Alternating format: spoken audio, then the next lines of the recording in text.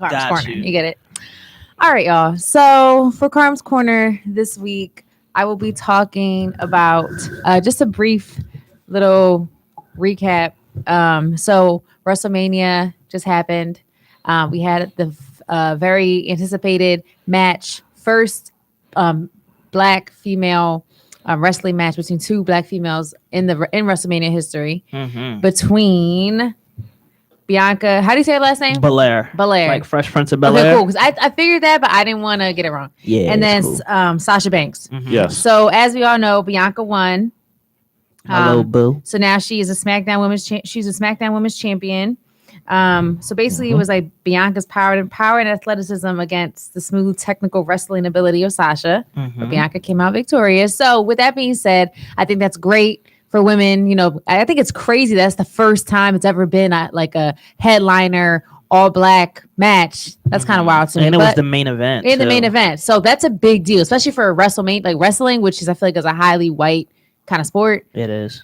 Big deal for them. Congrats to them. So with that being said, I wanted to talk about some of the women that came before them in the wrestling game, and some that and honestly, obviously, there was the first woman who was a wrestler, and you know she obviously is important. But I wanted to talk about people that I used to grow up watching when I was watching wrestling heavy, because I used to love wrestling, like The Rock, Stone Cold, all that. That was my thing. So I want to talk about some women that I remember. So first and foremost, I remember, y'all know Chyna. Okay. R.I.P. Yeah, R.I.P. to Chyna. She was the first woman to enter into Royal Rumble, a first woman to be the number one contender for the WWF title. She won the WWF Women's Championship, and she was a WWF Intercontinental Champion as well, 2 times. So that's Chyna. So besides her, I want to get in depth. And my girl, I loved her. She was like my favorite female wrestling growing up. Lita. I knew you was gonna say Lita. Yes, she was like so cool. Like she was. All right, so let me just get into it. So just her accolades. She was a 4-time WWE Women's Champ and a PWL Woman of the Year in 2001. Okay. Her real name is Amy Dumas. She was born in Florida, grew up in Georgia. She's born in 1975, so she's like 45 right now. She still look good too. Yeah, she does look really good. She retired in 2006 from wrestling. She dated Matt Hardy, as we all know. That's how she kind of got into the biz. She dated Edge, Kane, the whole storyline. You already know. Well, wrestling fans know. Oh man. Her WWE career lasted for 6 years. So her early years, she dropped out of college from Georgia State to pursue a wrestling career. She went to Mexico in 1997 to learn about wrestling after watching a name that you might hear familiar, a luchador named Rey Mysterio Jr. On Monday Nitro, which is a world champion wrestling program. They used to come on back in the 90s. So after watching that, she went to Mexico, kind of got immersed in wrestling. And then she began her wrestling career basically in the late 1990s. Then she met Jeff and Matt Hardy. And then what happened? She signed the WWF in 1999. Okay, she debuted in 2000. And then she got her big following when she joined the Hardy Boys on Team Extreme. Okay, so she's also known for a wardrobe kind of style that is obviously very out of style, and no one would do it now. She used to have her undergarment showing. Yes. Her thong. No shame. I was gonna say, you sure they don't do it now? Because I swear, every time I scroll Instagram. I mean, here's the thing: a thong is supposed to be so you don't have the line of your underwear when you wear things, right? But she just had hers all hanging out, which I thought was so different. Especially when I was a kid, I was like, oh my god, like and she's she so wore the bold. super baggy pants. Yeah, and the like, super cargo. Where else, baggy pants. Where else the pants gonna go? Right. So her biggest rival was Trish Stratus. Y'all probably know that name.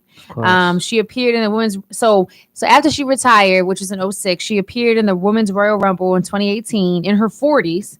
And she did a 10-woman tag team match that same year where her, Trish Stratus, Natalya, Sasha Banks, Bayley fought against Mickie James, Alicia Fox, and the Riot Squad. And she was inducted into the WWE Hall of Fame in 2014. Okay, so her life ever since then, she's been working with the WWE as a producer. She was a commentator in 2017 at WrestleMania 33. And in March 2020, she announced her, I guess it's like a TV show coming out called Kayfabe with former wrestlers Christy Helm and Gail Kim. So it's going to be a wrestling show coming out they announced it in 2020. Nice. So one of my favorite wrestlers growing up, Lita. She's still, relevant, still kind of in the game. She still looks really good. If you look at her Instagram, I think her Instagram name was like Machete Girl. Or she like aged that. Pretty well. She looks really good. So shout out to her. She was my fave.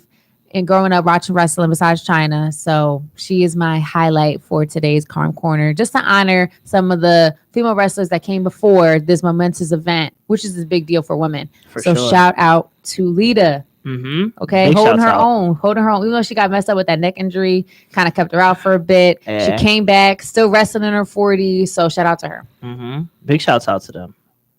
Everybody in general, like the women in general, they're doing so much now. I remember just like watching a little bit last night, and I'm just like, wow, like these women like actually compete now. Like I don't think I ever want to see like a bra and panties match ever again. No, I don't. Or like they're doing stupid like modeling like bikinis and stuff and like the fans cheer. I never want to see that again, because these women like actually put on crazy matches. Yeah, like solid 5-star matches, especially my girl Charlotte Flair. So gotta love them. Absolutely. And yes, WrestleMania was once again a 2-night event that happened this past weekend on Saturday and Sunday. And it was actually a really good night for Black excellence. For sure. Yeah. Bobby Lashley became the first African American since, I believe, The Rock to come in as WWE champion and successfully defend his title. We got I'm trying to think. We got two new Black champions. One is one half of the WWE Raw Tag Team Champions, Omos, and he's from Nigeria. Yes, too. And Apollo Crews, who's also of Nigerian descent. Yeah. So we got 2 Nigerian champions as well, and obviously we have Sasha Banks and Bianca Belair, the first 2 Black women to headline a main event WrestleMania card. So. It's pretty dope. Yeah, it was great to see. I was a little emotional. I'm not gonna lie. Every time I see something Black happen in WWE, just not really used to it. Yeah. So like when it goes down, like I'm like, yeah, that's what I'm talking about. Yeah. So like when I saw before the match, like when the match bell rang and like both of them are trying to hold in like not their crying. Tears. Yeah, I'm just like I'm trying to hold back my tears. I ain't going front. I was there too. Yeah, I feel like it's one of those things where it's like like when you start seeing someone crying and then like you're gonna start doing that as well. Yeah. So. But anyway, congratulations. Congratulations. Shout outs to Bobby Lashley. Shout outs to Omos. Shout outs to Apollo Crews. Shout outs to Sasha Banks. Shout out to Bianca Belair. Shout outs to the whole squad. Yeah, absolutely. Good job, Carm's Corner. Yeah. Thanks, guys. Until next week. All right. So we have a lot in store today. So at the top of the hour at 6:00, we have a phone call with somebody who I met during the Senior Bowl who covers the Detroit Lions, a Detroit native, Nick Farber. And at 6:20, once again, we're going to have Jeff Bowers from the Sports Narrative calls in to talk more about the NFL draft, as he is down in Dallas getting ready for the NFL draft as well. And NFL topics as well. That the article of The Athletic came out about Howie Roseman and Jeffrey Lurie and the fallout between Doug Peterson and Carson Wentz. Some NBA topics as well. Unfortunately, Jamal Murray was diagnosed earlier this morning with a torn ACL during last night's loss against the Golden State Warriors. Yeah. And plenty others. And if you want to join the discussion, Mark, get that call number. Of course, that phone number is 215-763-9596. Absolutely. So without further ado, we're going to, start off with the topic that we, decided to hold off until this week. So have you guys figured out what is your favorite Black television couple? Well, ladies first. I mean, I figured it out, but they're not on TV. It's from a movie. That's fine. But I mean, you better not say that toxic couple that people were just watching. Who? The black and white movie on Netflix. No, first of all, no. Oh, Malcolm and Marie. Yeah, I was gonna say. I didn't even watch that. So. Oh, I did. Don't watch it. I've never saw anybody degrade somebody while eating mac and cheese. It's basically the 2020 or our generation's dating scene in a movie. I wouldn't recommend I wasn't even interested in watching that. But anyways, no. So my favorite Black TV movie couple would have to be Sydney and Dre from Brown Sugar. Oh, okay. Well, that's not bad. I'll take that. I just, first of all, I love that movie. To me, it's a classic, and I just love the relationship. And I think for me, it really just puts the hammer on the nail that friendship is always the key to like a long-lasting relationship. And they've been friends, like truly friends, most of their lives. And then, they ended up having feelings for each other. They went through a lot to get there. They could have just told each other, but it's a movie. But I think I like their relationship because they're so close. Like they seemed like they really were just friends. Like they really just liked each other. And, they just were there for each other. So they're my favorite movie TV couple. Let me ask you this real quick. So you'll take that couple over Love and Basketball since we're talking movies? Hell yeah. Because I thought we were specifically keeping it as just sitcoms or TV shows. I listen. I couldn't pick on TVs and sitcoms. So Love and Basketball is horrible. Well, no, a lot of chicks love that relationship. I don't that get story. why. It's horrible. No, I would definitely take Dre and Sydney over Monica and Q any day. Okay. Definitely, because I mean, with Monica and Q, they truly were friends too, and they did know each other from kids, just like in Brown Sugar. Mm-hmm. But the way they handled their relationship and their ups and downs, it just wasn't. It wasn't healthy. Just the way it ended, right? It wasn't healthy. They're not talking for 10 years. Yeah, like it was toxic. And then you just come back into the mix, and yeah, obviously that happens. Sometimes you take a break from someone, the love is still there. But I think that Sid and Dre, they kept their friendship on the forefront most of the time. They never separated from each other. They tried to like work it out, even though they had those like conflicting feelings of I love you, like more like a friend, more than a friend, but I'm your friend. They kind of were torn with that. Right. Monica and Q, I think they had a real love between each other like from childhood, but the way they handled it was just Q was a jerk. Yeah, it just wasn't healthy. He was a jerk. Yeah. Especially when he got to USC, he was on. He did her so dirty that one night at the party. Yeah. It's crazy. Yeah, that whole thing. Here's the thing. He was upset because she couldn't be there for him in his moment when he was devastated about his dad. I get that. Like you want your close people to be your relationship, anybody, to be there for you in your darkest moments. And to him, that was his darkest moments. He's seen his dad for what he really was. Okay, cool. But you could have went about it a better way. You could just said, listen, like I need a break from you. I feel like you're not there for me. But even from that one incident, you're gonna have a whole other chick because I didn't hang out with you one night. Right. Like that's wild. In Love and Brown Sugar, Sydney and Dre, they never really did each other dirty. They just weren't admitting their feelings and they hurt other people. They didn't really like hurt each other in a way. They always kept each other like in an importance. So they just said, fuck her. I mean, forget everybody else. Sorry. So foul. Sorry. You get what I'm trying to say. You've been towing the line a lot. Every week. Okay, well, listen. I love it. All right, well. Oh my God, man. Every week. Sydney and Dre are my favorite couple. You go ahead now, Mark. Keep it G. What I got? I don't. Chris, you go first. I'm still gathering my thoughts. I was gonna say, the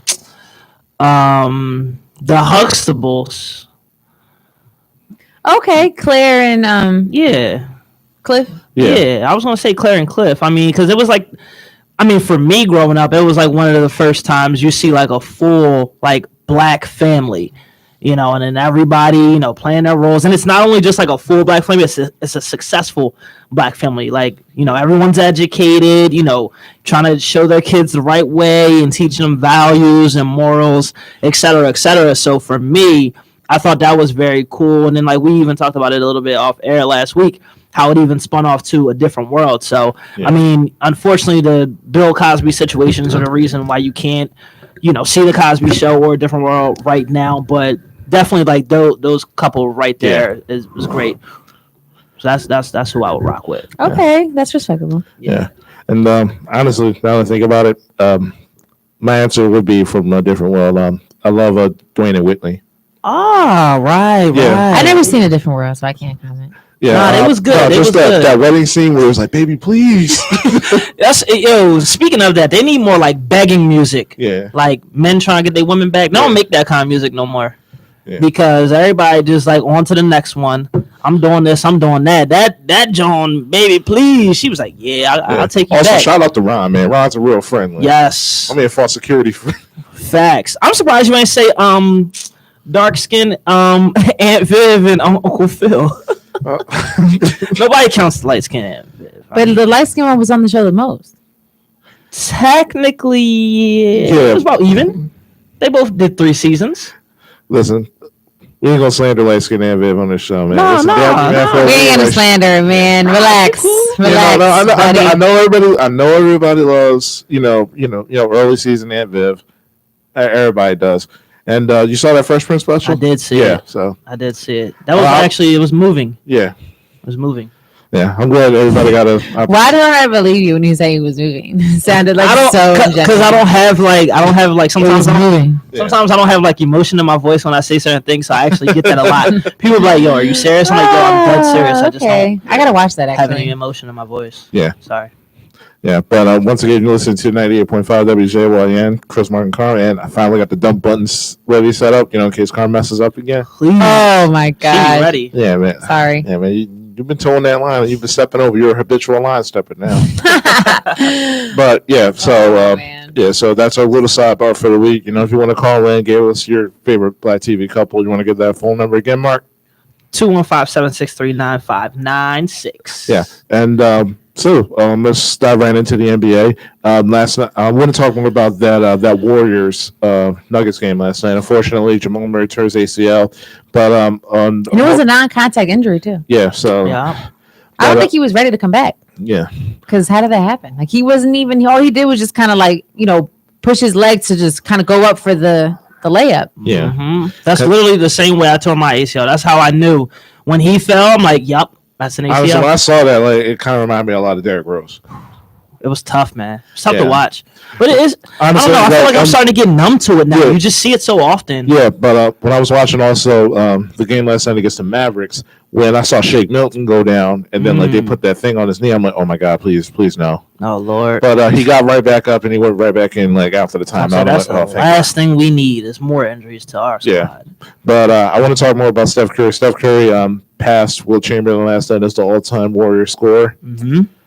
I believe it took him about 300 more games to do that. Yeah, it makes But, sense. yeah. I mean, Steph never averaged like 50 a game Yeah, and was the tallest man out there. I mean, but hey, if you look at it like this, both players revolutionized the game. absolutely. And so I got to say this for anybody who still tries to slander Steph for, because this team is, still a few games under 500 and 10th in the West. Please stop it. Yeah. Steph Curry is one of the few players in the NBA that really has absolutely nothing left to prove. When you think about his impact in terms of what he does for Golden State, it rivals what Jordan did in Chicago, it rivals what LeBron did in Cleveland, it rivals even what Dirk did in Dallas. This man revolutionized three-point spot. He's the reason why centers need to start shooting three-pointers, because if Agreed. not, you're not going to have a job unless your name is Steven Adams or Andre Drummond. And more importantly, when the way he did it, this guy, his style of play, along with Klay Thompson, along with Draymond Green, and the veterans that they had, convincing them to come in, Andre Iguodala, Sean Livingston, they revolutionized, that what was already in place, in the earlier years with Mike D'Antoni and Don Nelson, 7 seconds or less offense, the entire spreading of the floor of everybody, getting 3-point, the amount of clips of shooting 3-pointers. Nobody runs off-ball screens better than Steph Curry. I can't think of anybody who's better off-ball than Steph Curry. Probably, his teammate, probably the closest person to him. honestly, the only two that really come to mind is probably Klay and Allen Iverson. Yeah. But, well, I think Reggie, not Reggie Miller. Well, him too. Yeah. But Rip Hamilton.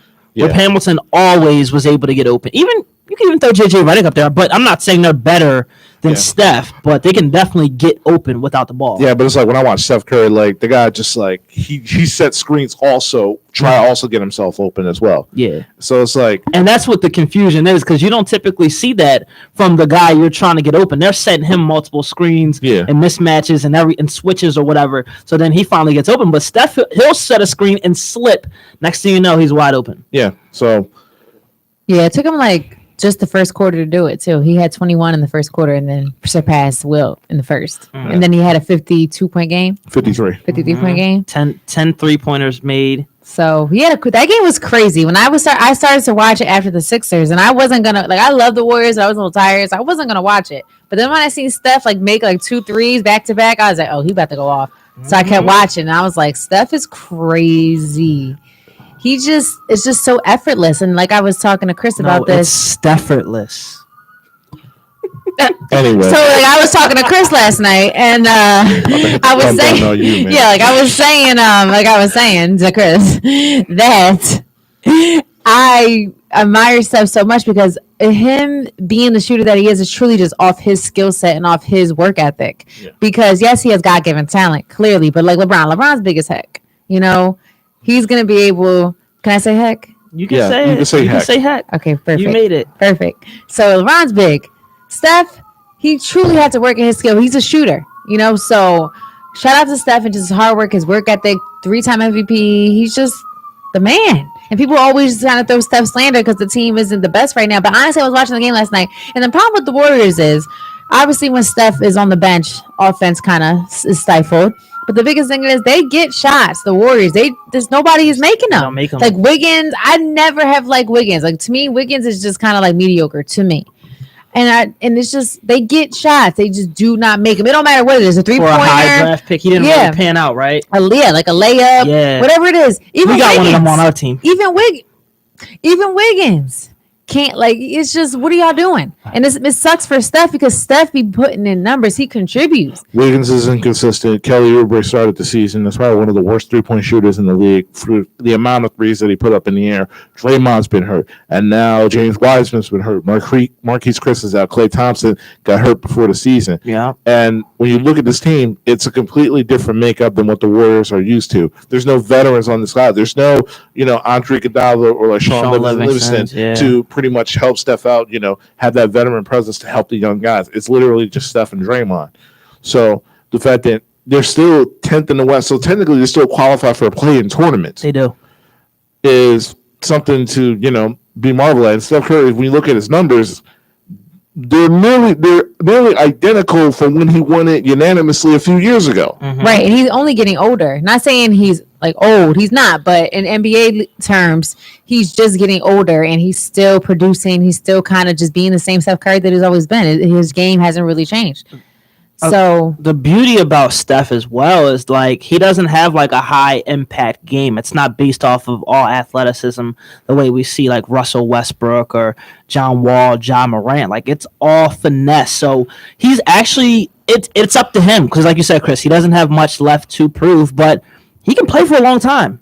I mean, if he just doesn't get hurt, if he watches them ankles. Hey, look, even if he still gets hurt, he can just spot up and shoot and get open. No, yeah, I know, but I'm saying like just the wear and tear of his body. Still average like 22, easily. Yeah, I mean, but it's gonna be different if he keeps hurting himself. It's gonna be different. I got an interesting stat here. So I have multiple seasons with 3+ 50-point games.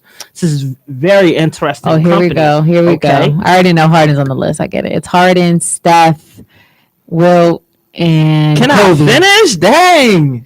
Boom. Actually, it's Michael Jordan. Oh, Jordan. Kobe Bean Bryant. Harden. Stephen Curry. And yes, you guessed it, James Harden. Yeah, I messed up. I'm thinking about the Warriors. I'm thinking about Wilt. Sorry. It's okay. But yes, that's a very interesting stat right there. Oh, yes. James Harden. Great job. Yeah, but shout out to Steph. Keep doing what you're doing. Listen, keep that 10th spot or, keep doing that better. I would love to see him get into the playoffs, man. Nah, he's been doing well. That's the thing about this new play-in tournament. All they need is one game. Yeah. One game. The Mavericks aren't liking this play-in tournament. You seen Luka and Mark Cuban talking out about that, saying, well, I don't get it. Why I play 72 games? Then if I have 2 bad games, I'm out, etc. Which is a point. Well, yeah, you play 72 games. Yeah, well, here's my thing. What you mean? Well, I kind of agree with him because the layout's different, but in the end, like rule changes happen every single year. No, I don't agree with it at all. That's like in street ball, right? When we be playing, the game will go to 16 or 11 or whatever, right? We're playing 2s the entire game, 1s and 2s. Then when it's game point, they're like, oh, no, you can't shoot 2s. What do you mean? Like, D up. Like, what do you mean? You had the whole game to try and stop us and slow us down. And it's the same thing for the season. You got the whole season to win these games. I'm not disagreeing with that. I'm just saying. Right. No, I'm just saying I understand where they're coming from, but at the same time, if you handle your business, you don't got to worry about it. Right, that's all I'm saying. Yeah. That's all I'm saying. You handle your business, you got nothing to worry about. Chris has dropped the gavel on that one. All I'm saying is this, though. But to the Mavericks, but also I got a question for Mark Cuban and Chris and Luka Doncic. When was the last time Kristaps Porzingis played basketball? I don't know. Is he hurt still? He's always hurt. Yeah. I mean, what was he doing before that? What was he doing before that, though? He was being hurt in New York. Okay. No, I'm saying, what was he doing on the Mavs before he got hurt and he couldn't play again? Oh, he's putting up like 20 in the game. Yeah, but he's still getting hurt. Hold on, let me see. Let's see. What was his stats before? My goodness, man. Let me find Chris. We don't even think about Kristaps stats. Because if you're not on the court and It really don't matter. if you're not on the That's court, why then they why should I decided- worry about you? All right, so he's basically averaging 20 and 10 when he plays. Yeah. It's pretty You gotta good think, when you he know, plays. Yeah, you got to think, and also with that giant wingspan, he's probably averaging get like a block or two a game. Yeah.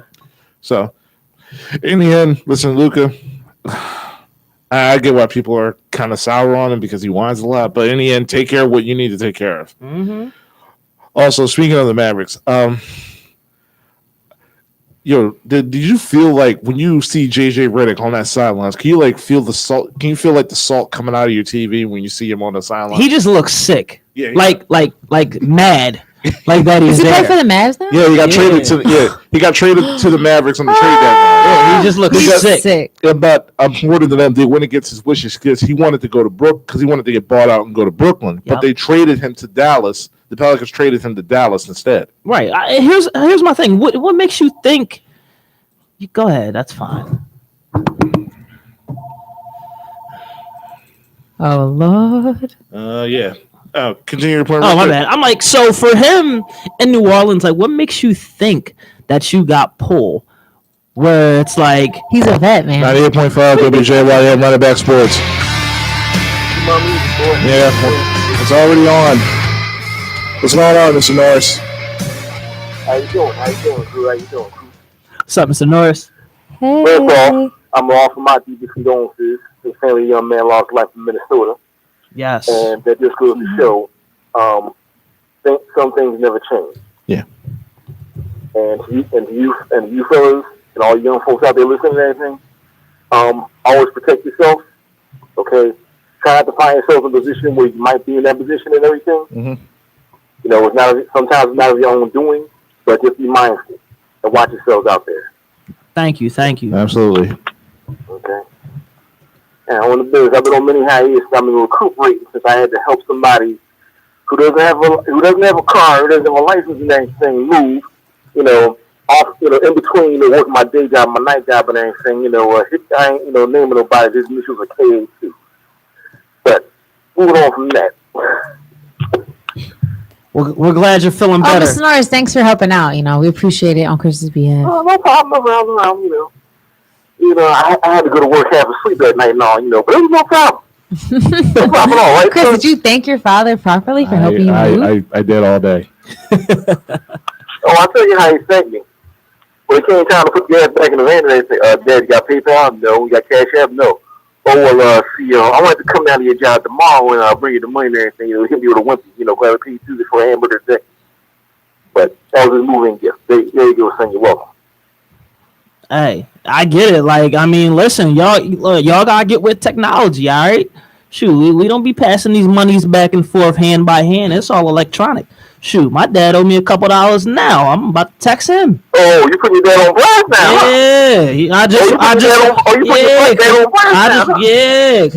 Huh? Cause he ain't had no cash app. Mm-hmm. I'm about to call him now. Help him get that set up. I had a friend of mine who got hit with a cash app scam and everything, cost $1,200.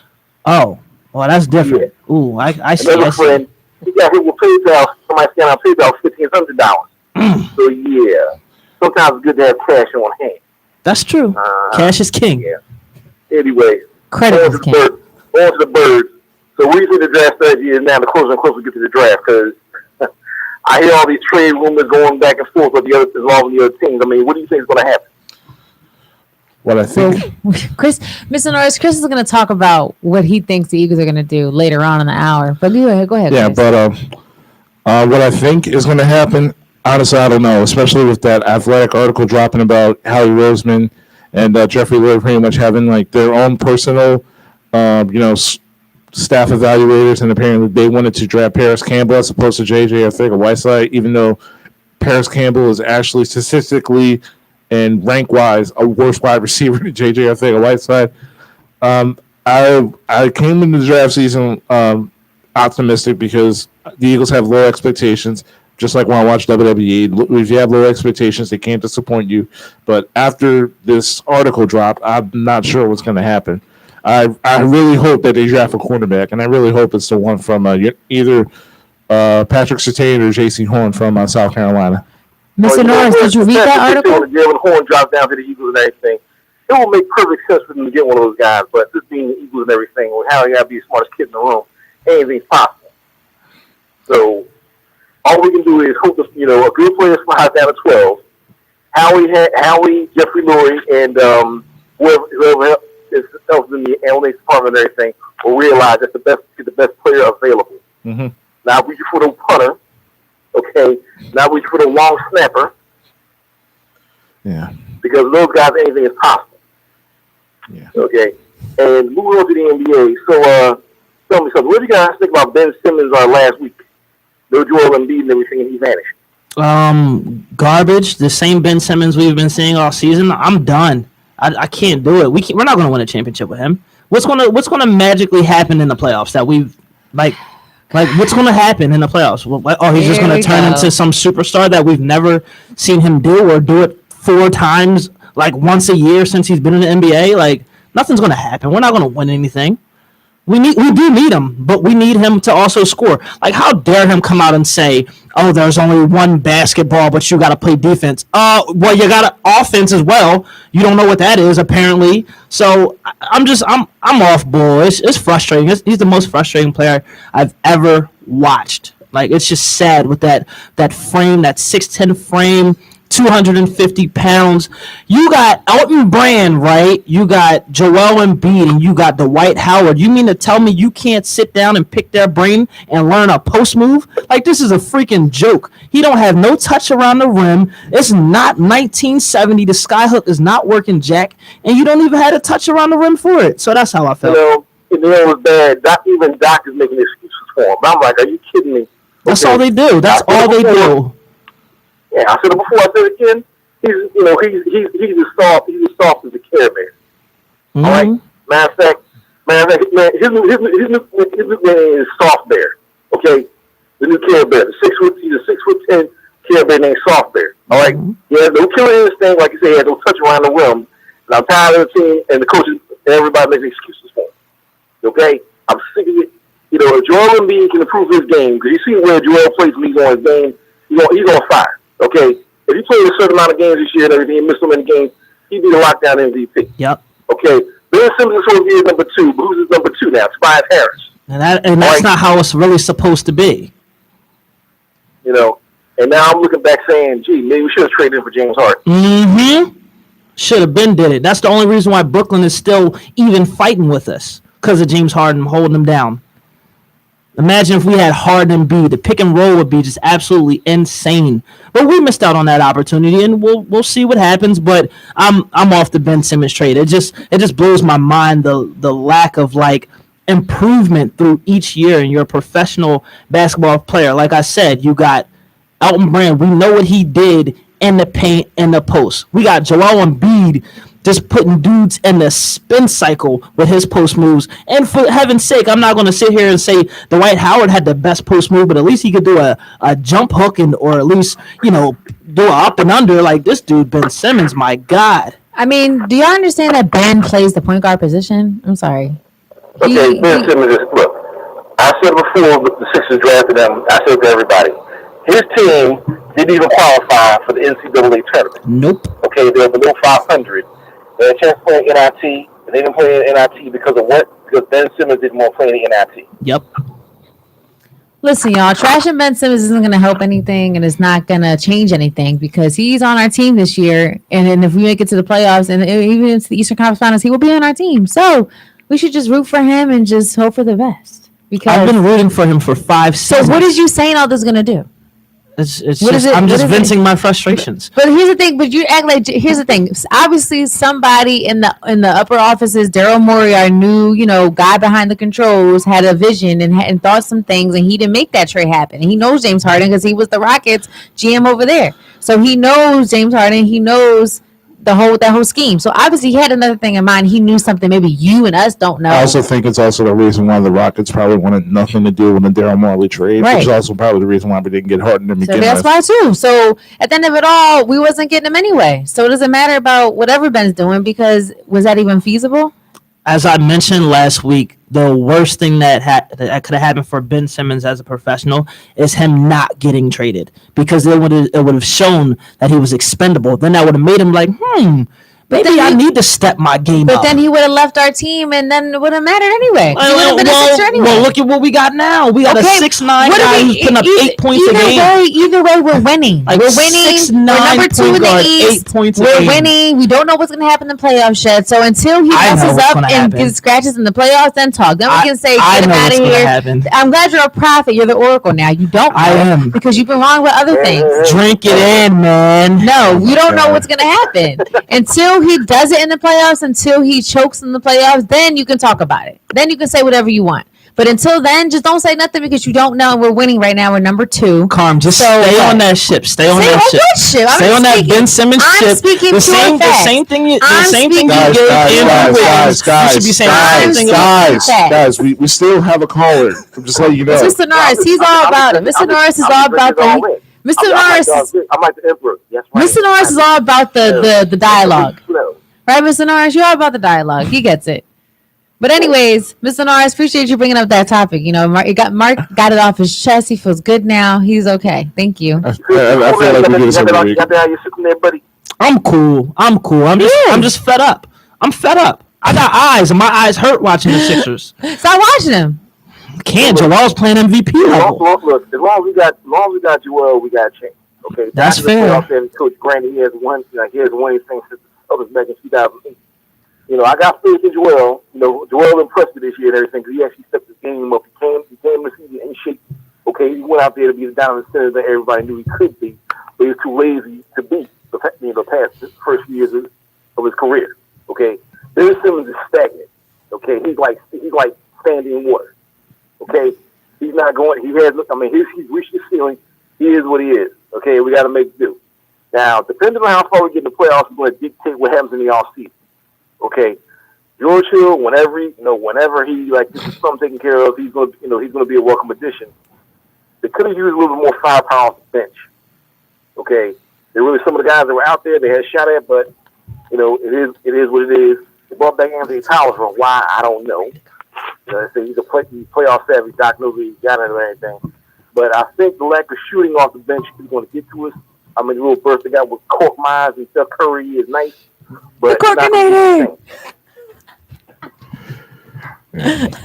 but in the end, Sixers once again they play Brooklyn tomorrow. But unfortunately, we don't know if Kyrie's going to be back or Kevin Durant's going to be playing because right now they are playing Minnesota and it is a back-to-back. That's the one thing about the Nets that's one thing about the Nets that's in our favor because you never know when James Harden's going to be out again, Kevin Durant's going to be out again, or Kyrie is going to take a day off to celebrate his handsom's birthday.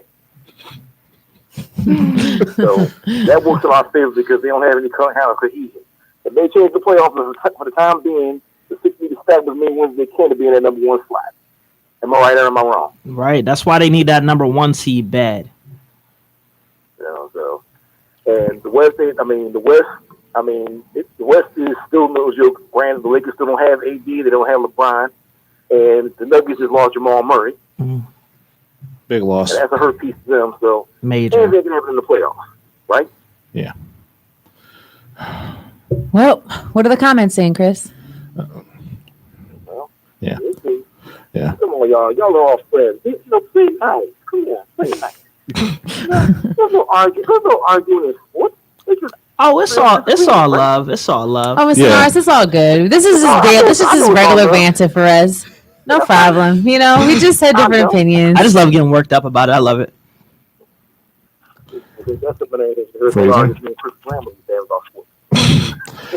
All right. Anyway, we got thanks, Mr. Norris. Thanks for calling in again. Oh, I'm Mr. Norris again now, huh? Really? Okay, I can't win. Helps me now. I'm Mr. Norris, right? Okay. I can't win. Y'all take care. Peace, Mr. All right, Mr. Norris. Thanks again. Yeah, I'll talk to you later, Mr. Thomas. Bye. All right, we'll do it. Thank you.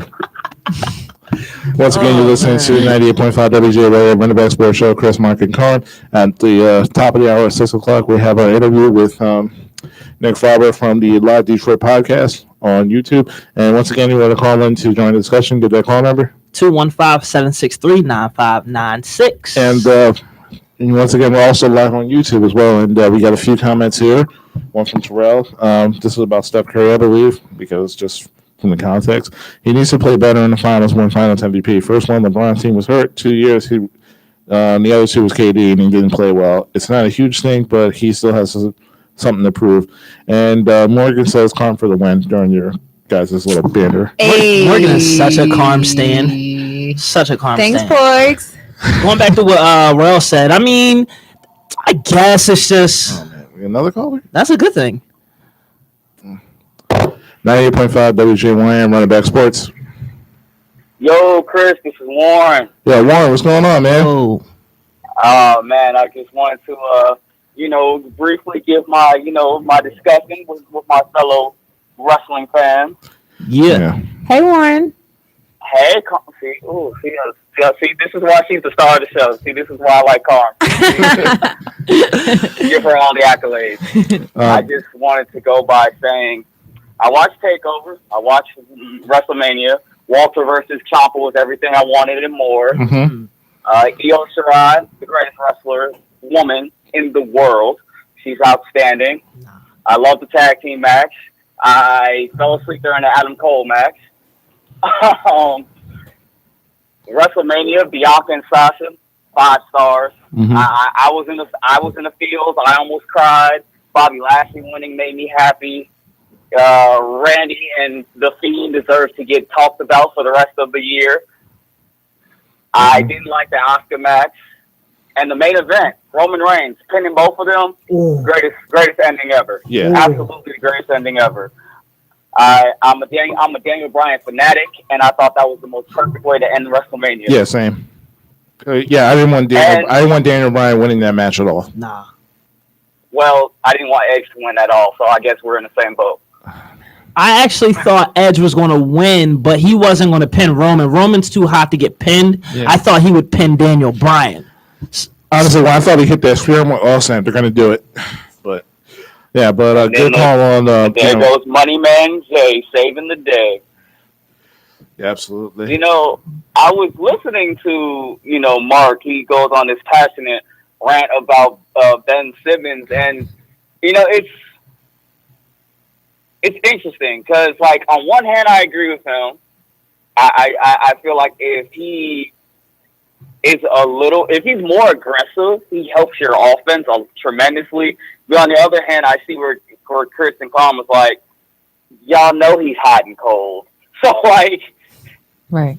you're gonna either accept it until he leaves, or there's no point of crying over spilled milk.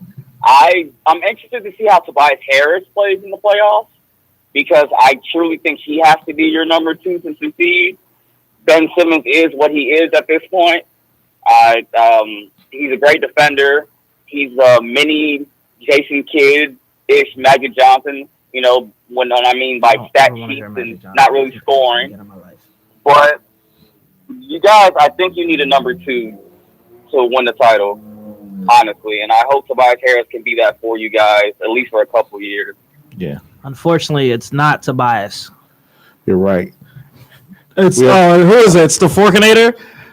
The Forkinator. That's the man. Or Yeah. Porky. The Turkish delight. Furkan Korkmaz. Yo, you're so dumb, Oh, man. Chris. Yeah. So, Chris, I've been meaning to ask you, how do you feel like, do you think the Sam Darnold move will rejuvenate his career, or do you think he's just no hope? Change of scenery is always good, especially for a quarterback who's in an environment like that. And he's not going to a situation where the cupboard's bare.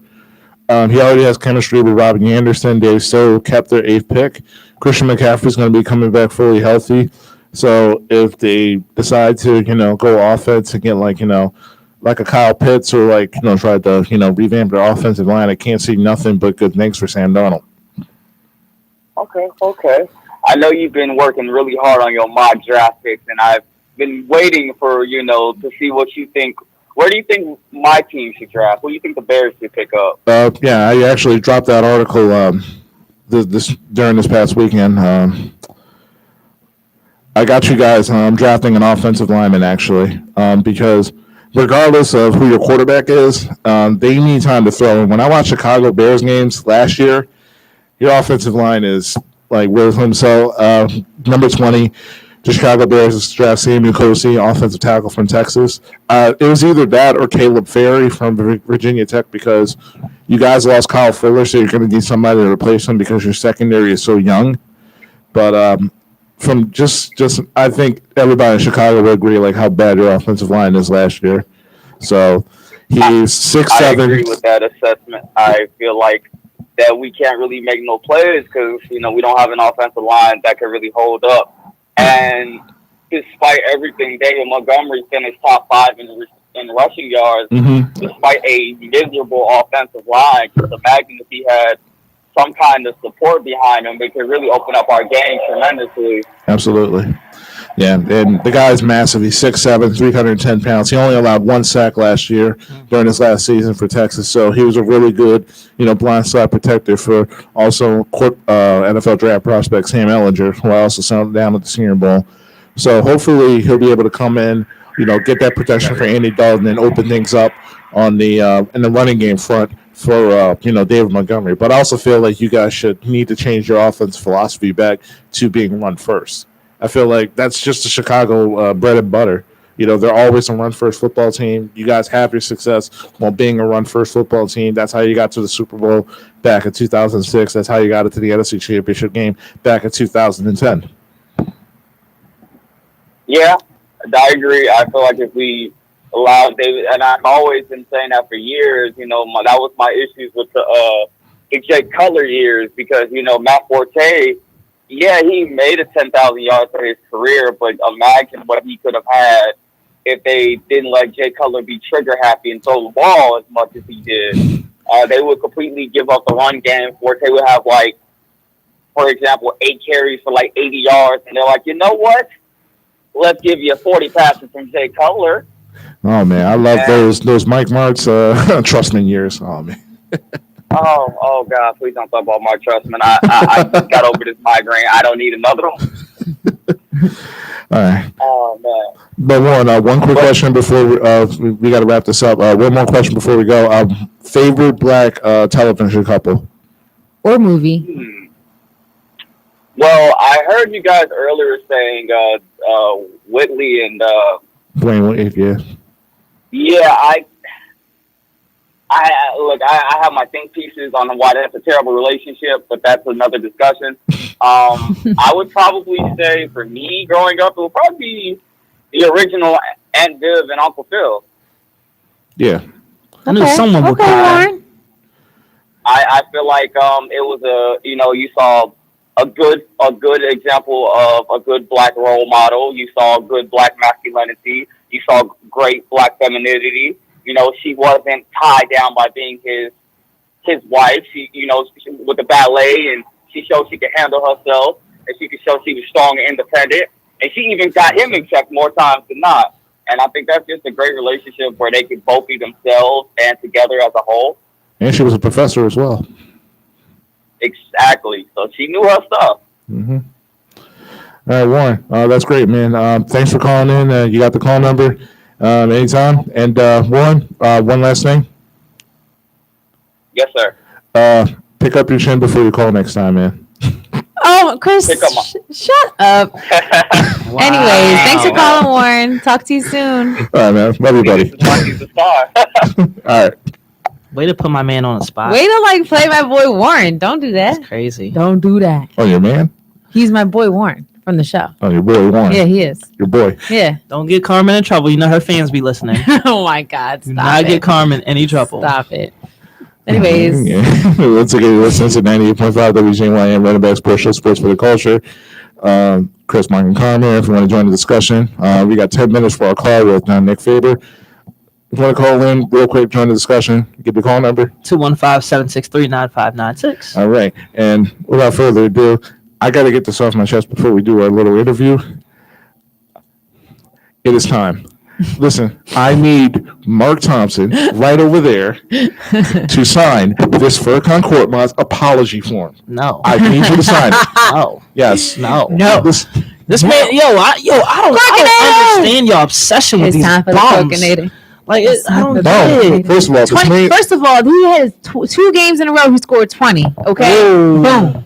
And during this past week, he's been shooting nearly 50% from downtown. He has been shooting well. I'm not gonna lie. Last game he was hitting. So Mark, what do you want? Do you want people to play well or do you not? I do Which want one pe- is I do okay? So want when they people to play play well, well. why don't you just give them their credit and leave it be? They're I part do. of the team. This is what it is. I literally They're just on said the Quick Mars had a roster. good game. No, but you always have to criticize and downplay everybody all the time. If they're playing well, let them play well. If they're playing bad, okay, we can say they play bad, you need to improve, etc. But just let it go because at the end of the day, this is our team. This is who we're rocking with. It's not changing. Yes, Period. I agree. So give Corky his props, like Chris said, No. and maybe Corky will improve more and more and become that guy. Maybe he'll be the guy off the bench. Mark Thompson. Can you dates. for our people on the YouTube and our people who are listening, can you explain to them what exactly is on this letter that people want me to sign? Because I'm not signing it.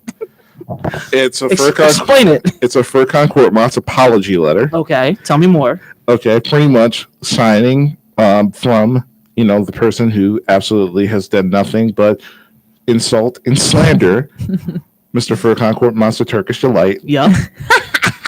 The Turkish Yep. delight. And the Yeah. reasons for behavior, there's I need to put like a other option in there. It's a checkbox. It's pretty much. it's a checkbox. The reasons for behavior is I judged him off his free throws.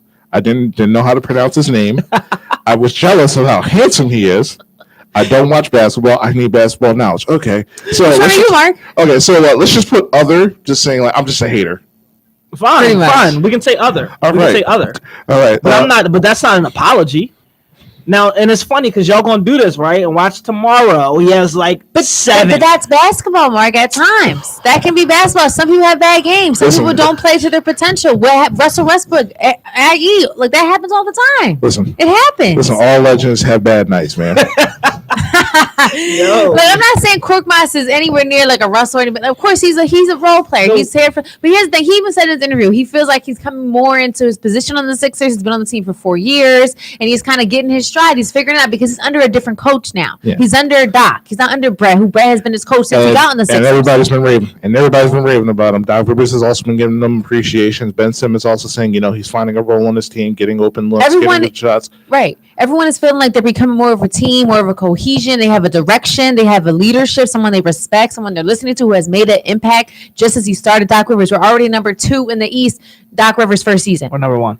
Okay, well, number 1, number 2, we keep fluctuating. Either way, Korkmaz or deserves the same kind of leeway. If we want to see what Joel and Ben do under Doc, let's see what Korkmaz and the rest of the team would do under Doc. It's the same kind of principle because we're all a team. So let's have them the same kind of grace. Because he ain't no one saying he's a superstar, but what if he starts to produce? What if he starts to be good? Just like we have the Sixers curse, so many people who leave the Sixers become great. Lou Will, Holiday. We can go on and on and on and talk about this. So let's let him have his time and just leave him alone because he's on our team. That's it. But y'all be acting like he just because he wear number 30, like he not Steph Curry. Like No y'all be one's acting like saying he's the he's second Steph Curry. coming of Steph Curry. Has Chris like- ever said that? I've never said Oh that. my Chris has never God. said that. You're saying that. I'm not I've never saying that said at all. that. And I would never say that. I would never Listen, disrespect. that's how y'all be acting. No, I don't.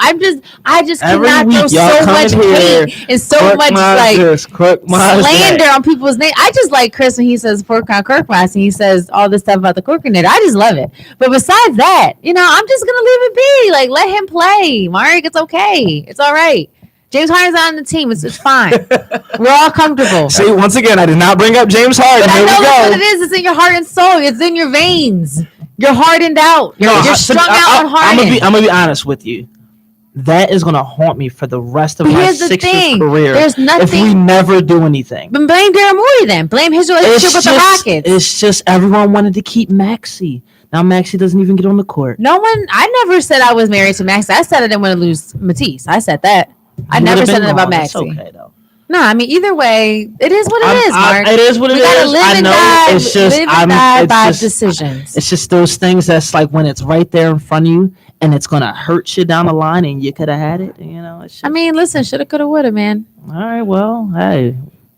At the end of it all, I'm gonna live with whatever happens with the Sixers because I know if things don't pan out this season, then I don't think there's gonna be a change. So the change is gonna come. It's just when. Mm-hmm. We already know the first change. Hopefully, we can still get some value. I still for like it. Ben. I would never say I don't like Ben. Like Ben plays a point guard position. He's on the floor leading the team, floor general. That's his He don't main. even get no. He don't even get assists no more. He even said that in his interview. He said, "I'm the point guard. I had to run the offense." He said What that. offense did Well, you to be run? What are you fair, talking about? Well, to be But he's not on the floor. What Talk offense about does the Ben run? stat, Chris. Go all ahead. right. Listen, I'm not one to like be like a therapist or like something like that because everybody goes through like different circumstances, especially regarding their family differently. But when that news broke out about Ben Simmons' sister, maybe that has something to do with his play. I'm not excusing this play, but in the end, he also says that I also need to get my ish together. But in the end, listen, I don't care about regular season basketball anymore. If Ben Simmons, steps up his game in the postseason, like we've seen, some postseason, heroes do. Like the Miami Heat definitely played well above grade, above what they did in the regular season. Guys like Tyler Herro, Duncan Robinson, Bam Adebayo, who have never been a part of a deep postseason run. If that same instance happened, for Ben Simmons, Tobias Harris, who is averaging 13 points a game throughout like multiple playoff series, if he's able to step up, then that's something that I'll take, along with Joel Embiid averaging nearly 30 and 15. But in the end, I'm kind of done like grading Ben Simmons and like weighing everything that Ben Simmons does during the game, because in the end, because after what I saw with Joel Embiid getting hurt at that point and him realizing that it's not a torn ACL and he's not going to be gone long term, I'm like, all right, cool. I don't care about the MVP anymore. I don't care about the regular season. Just keep this team fully healthy, fully intact for the playoffs. I agree. And what happens after that, we'll deal with it. Because our season could have easily been over that day. Yeah, exactly. And we would just be hurt. Yeah. We'd be sad. I'd be sad. I'd be actually probably more sad and angry if Joel was out for the season. Yeah. Oh yeah. If Joel's because last season there were so many people like trade Joel and build the team around Ben. I would have lost my mind if he was still performing the same way and Joel was going for the season and we fall to like the 6th, 7th seed. But when Joel went out, I mean, we maintained. So thank God for Tobias. Okay, so you talking all this back about Tobias? I was saying about Tobias. Warren literally said, "I hope Tobias got to be a number 2." You said he's not gonna be it. No, I said unfortunately. Listen, here's the thing. You literally said he's. All I'm going to say is this: if Chris Middleton is good enough, if Chris Middleton's good enough to be a number 2 to get to the team to the Eastern Conference Finals, then Tobias Harris could do the same thing. Facts. You just slandered his name, and he said, I did not. Like, which one is it? Slander Tobias. I just feel like he's not our the nastiest tone. Unfortunately, it's not going to be it. Who are you to say it's not going to be it? You don't know that. If between those two, you're getting like 50 to 55 points, and you got hold on, 98.5 WJYN, Running Back Sports. Hey, this is Nick Faber. I was talking with Chris Thomas. Hey, Nick, it's Chris. How's it going, man? Oh, good. What's going on, Chris? Oh, yeah, nice. Once again, we're at the top of the hour now, and we have our interview with Nick Faber. Nick, for the audience here at Philadelphia, tell us a little bit about yourself real quick. Hey, appreciate you having me on, first and foremost. Just been covering every kind of football there's been for the last 6 years now, basically. I've been doing a podcast and everywhere, and we just got a new name, new title, Honolulu Blues, new podcast for all the Detroit Lions fans out there, and that's what I've been doing. Yeah. So we talked a little bit, during the Senior Bowl about like, the direction of what the Detroit Lions, what you want now with now new coach and like going into the draft. So overall, like with the firing of Matt Patricia, like was that more like such a sigh of relief for you, or you were just like about time? Oh my gosh, I can't even put into words how indescribable it was to finally see that come across. Patricia gone, just excited. And then the excitement that even is more building now with Dan Campbell coming in and the passion that he brings. And it's so much different than what Matt Patricia was. And Matt Patricia tried to be the coach who tried to be very monotone. And this is not who Dan Campbell is. Dan Campbell brings that energy in. So to see Matt Patricia go and Bob Quinn go, the whole regime just crumble. I mean, it was sad because it was like, dang, we really had to sit here for 3 years and sit through this and watch this. But finally, ultimately, he is gone. And yes, it was a sigh of relief, to say the least.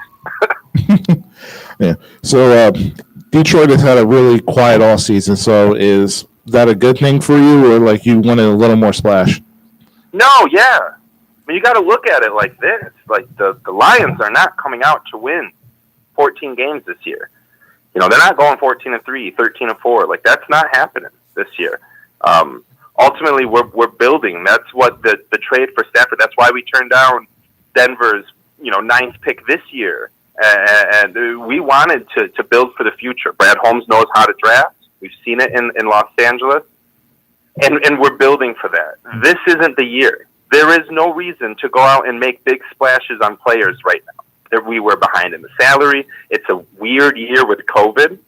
There's absolutely no reason to do it. So what we're doing is pushing a lot of one-year contracts, prove-it contracts to players, and it's awesome. And if they succeed, we'll happily bring them back next year, right? But if they don't, it's a one-year contract. It's a different year with COVID. Next year's going to be up again, I believe, personally. So I think that us not making splashes, keeping it very quiet, making minuscule additions like Alex Anzalone and the linebacker position, Jamal Williams at the running back position, Brashad Perryman at the wide receiver position, going out and acquiring Michael Brockers. Like these aren't name-changing, like these aren't like organization-changing names, right? These aren't franchise faces. These aren't guys that you're going to go out and instantly buy jerseys for. But what these guys are hard workers who should fit into the scheme that we're building under Aaron Glenn and the defensive side, with Dan Campbell, like his first year coaching, all of our coaches, all of our coordinators in their first year. It's going to be a transition season.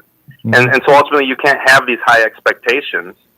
And so you shouldn't go out and sign big name players. Plus all of that topped with Patricia and Quinn, mostly Quinn, going out and signing, these big names, Justin Coleman, Trey Flowers, Jamie Collins, these big names, big contracts. Pretty much we just weren't in any position to go out and make big splashes this year. And I'm okay with that. Hey, Nick, Mark here. So I know you guys made the off-season acquisition, acquiring Jared Goff. Is that your quarterback for the future, or will you guys be making a move in the draft? Ultimately, if you're asking me, like, what do I think the Lions will do, which it sounds like you are, I don't think Jared Goff is the quarterback of the future. If you look at his dead cap, I believe after next year it drops down to like $5 million. I don't know if we go quarterback this year, though. Like by me saying I don't think Jared Goff is the quarterback of the future, that doesn't parlay with me thinking we draft a quarterback this year. I don't think they coincide. But to answer your question, I don't think Goff is the quarterback of the future. Now, he's done something that Lions fans have been disgruntled about for years, 13 years, in fact, with Matt Stafford. He's won. He won in the playoffs. And he's going to the Super Bowl. Surrounded him. I don't care anything about that. Yeah. He went out and won games. He had a broken thumb, broken wrist last year. Broken thumb, yeah. Goes out and beats Seattle. Gets a victory. Matthew Stafford had a broken thumb after his best year, MVP-type season. Broken thumb. Julius Peppers, I believe, breaks his thumb. He goes out against Seattle and loses 26-6. Excuse me. That's the difference. That's the difference. Like I don't think Goff is the quarterback of the future because I sit there and I look at quarterbacks and I look at the NFL and I'm not too biased with Detroit and I just think Jared Goff isn't the answer.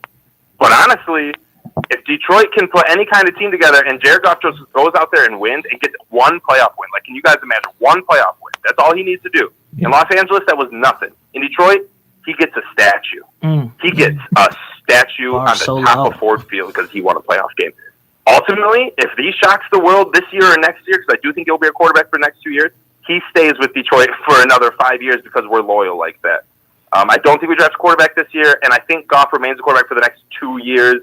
But I would, if I was a betting man and I had to bet $100 right now in 3 years who week one starting quarterback will be, I do not think it would be Jared Goff. Okay.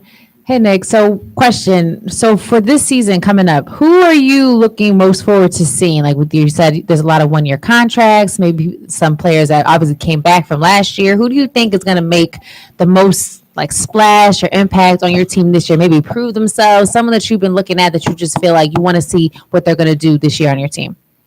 Great question. And I have a couple answers if you guys don't mind. Yeah. First and foremost, the biggest splash, the guy I want to see the guy I want to just be outstanding is not T.J. Hockenson, which I feel most would say my answer would be DeAndre Swift.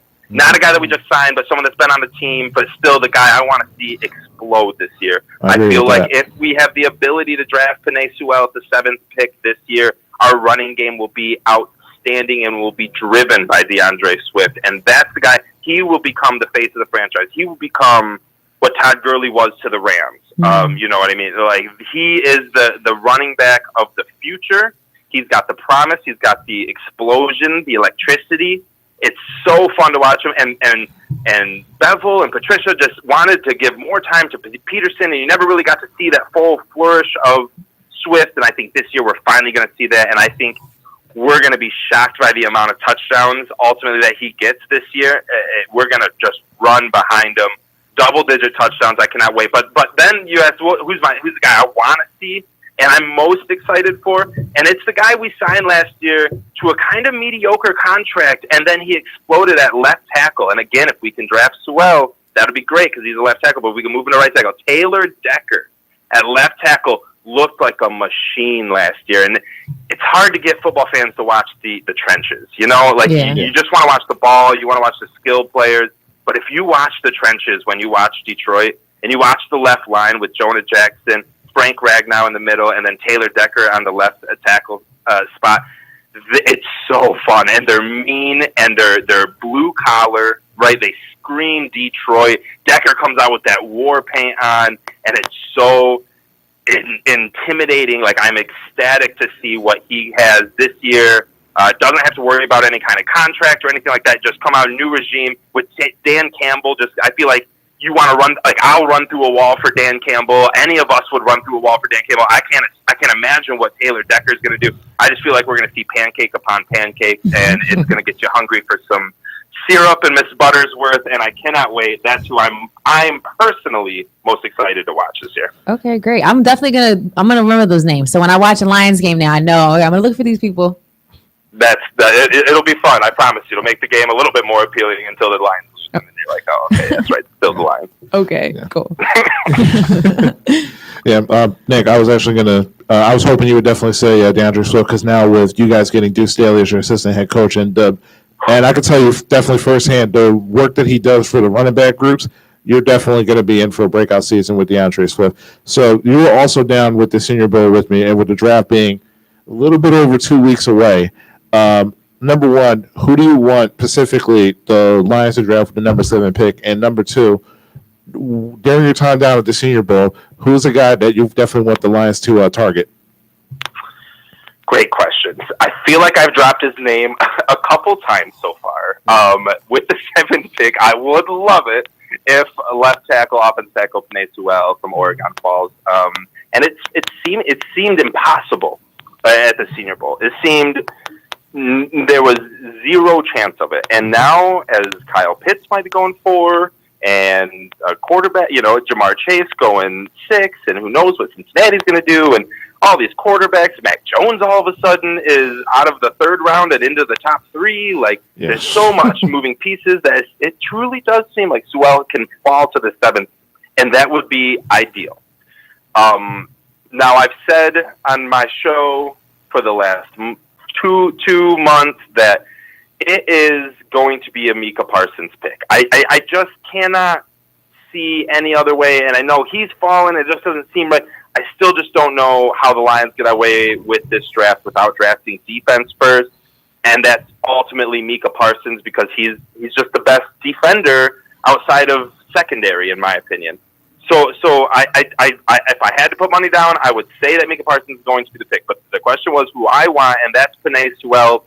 If we had to pick someone, though, the trade back, which I believe every fan base in the NFL pretty much always wants to trade back and always says, give me 3 first-round picks and I'll give you this pick. Ultimately, that's what I would like. I would like the trade back. I would like to move back with Denver. I would like to move back with New England. Even as far back as Washington at 19 wouldn't be the worst thing because there's still linebackers there that you can get. There's still, players there that can be game changers. And with the 7th pick, I think it'll be Parsons. I want Sewell, and I don't really care who it is as long as it's not Kyle Pitts. I am 100% on the train of do not draft Kyle Pitts for the Detroit Lions. Is there any reason why you're kind of sour on Kyle Pitts? Is it just because of T.J. Hawkinson? Well, exactly, and everyone loves to say, he's a hybrid. He's not just a tight end. He's the best pass catcher. You can line him up at wide receiver, and it ultimately makes me think of the Family Guy quote.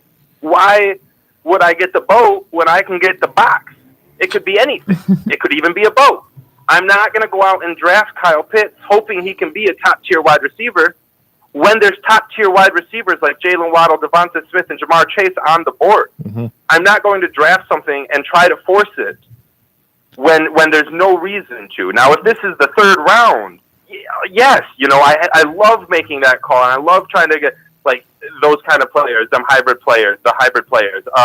But if it's the seventh pick with a guy like T.J. Hawkinson, who we already spent a top 10 pick on, you just can't do that in your first year as a GM for Brad Holmes. I just can't see that happening. I do not want that to happen. I hope the best for Kyle Pitts. I hope he's great, and I hope, we listen back on this in 10 years, and we're like, this guy didn't know what he was talking about.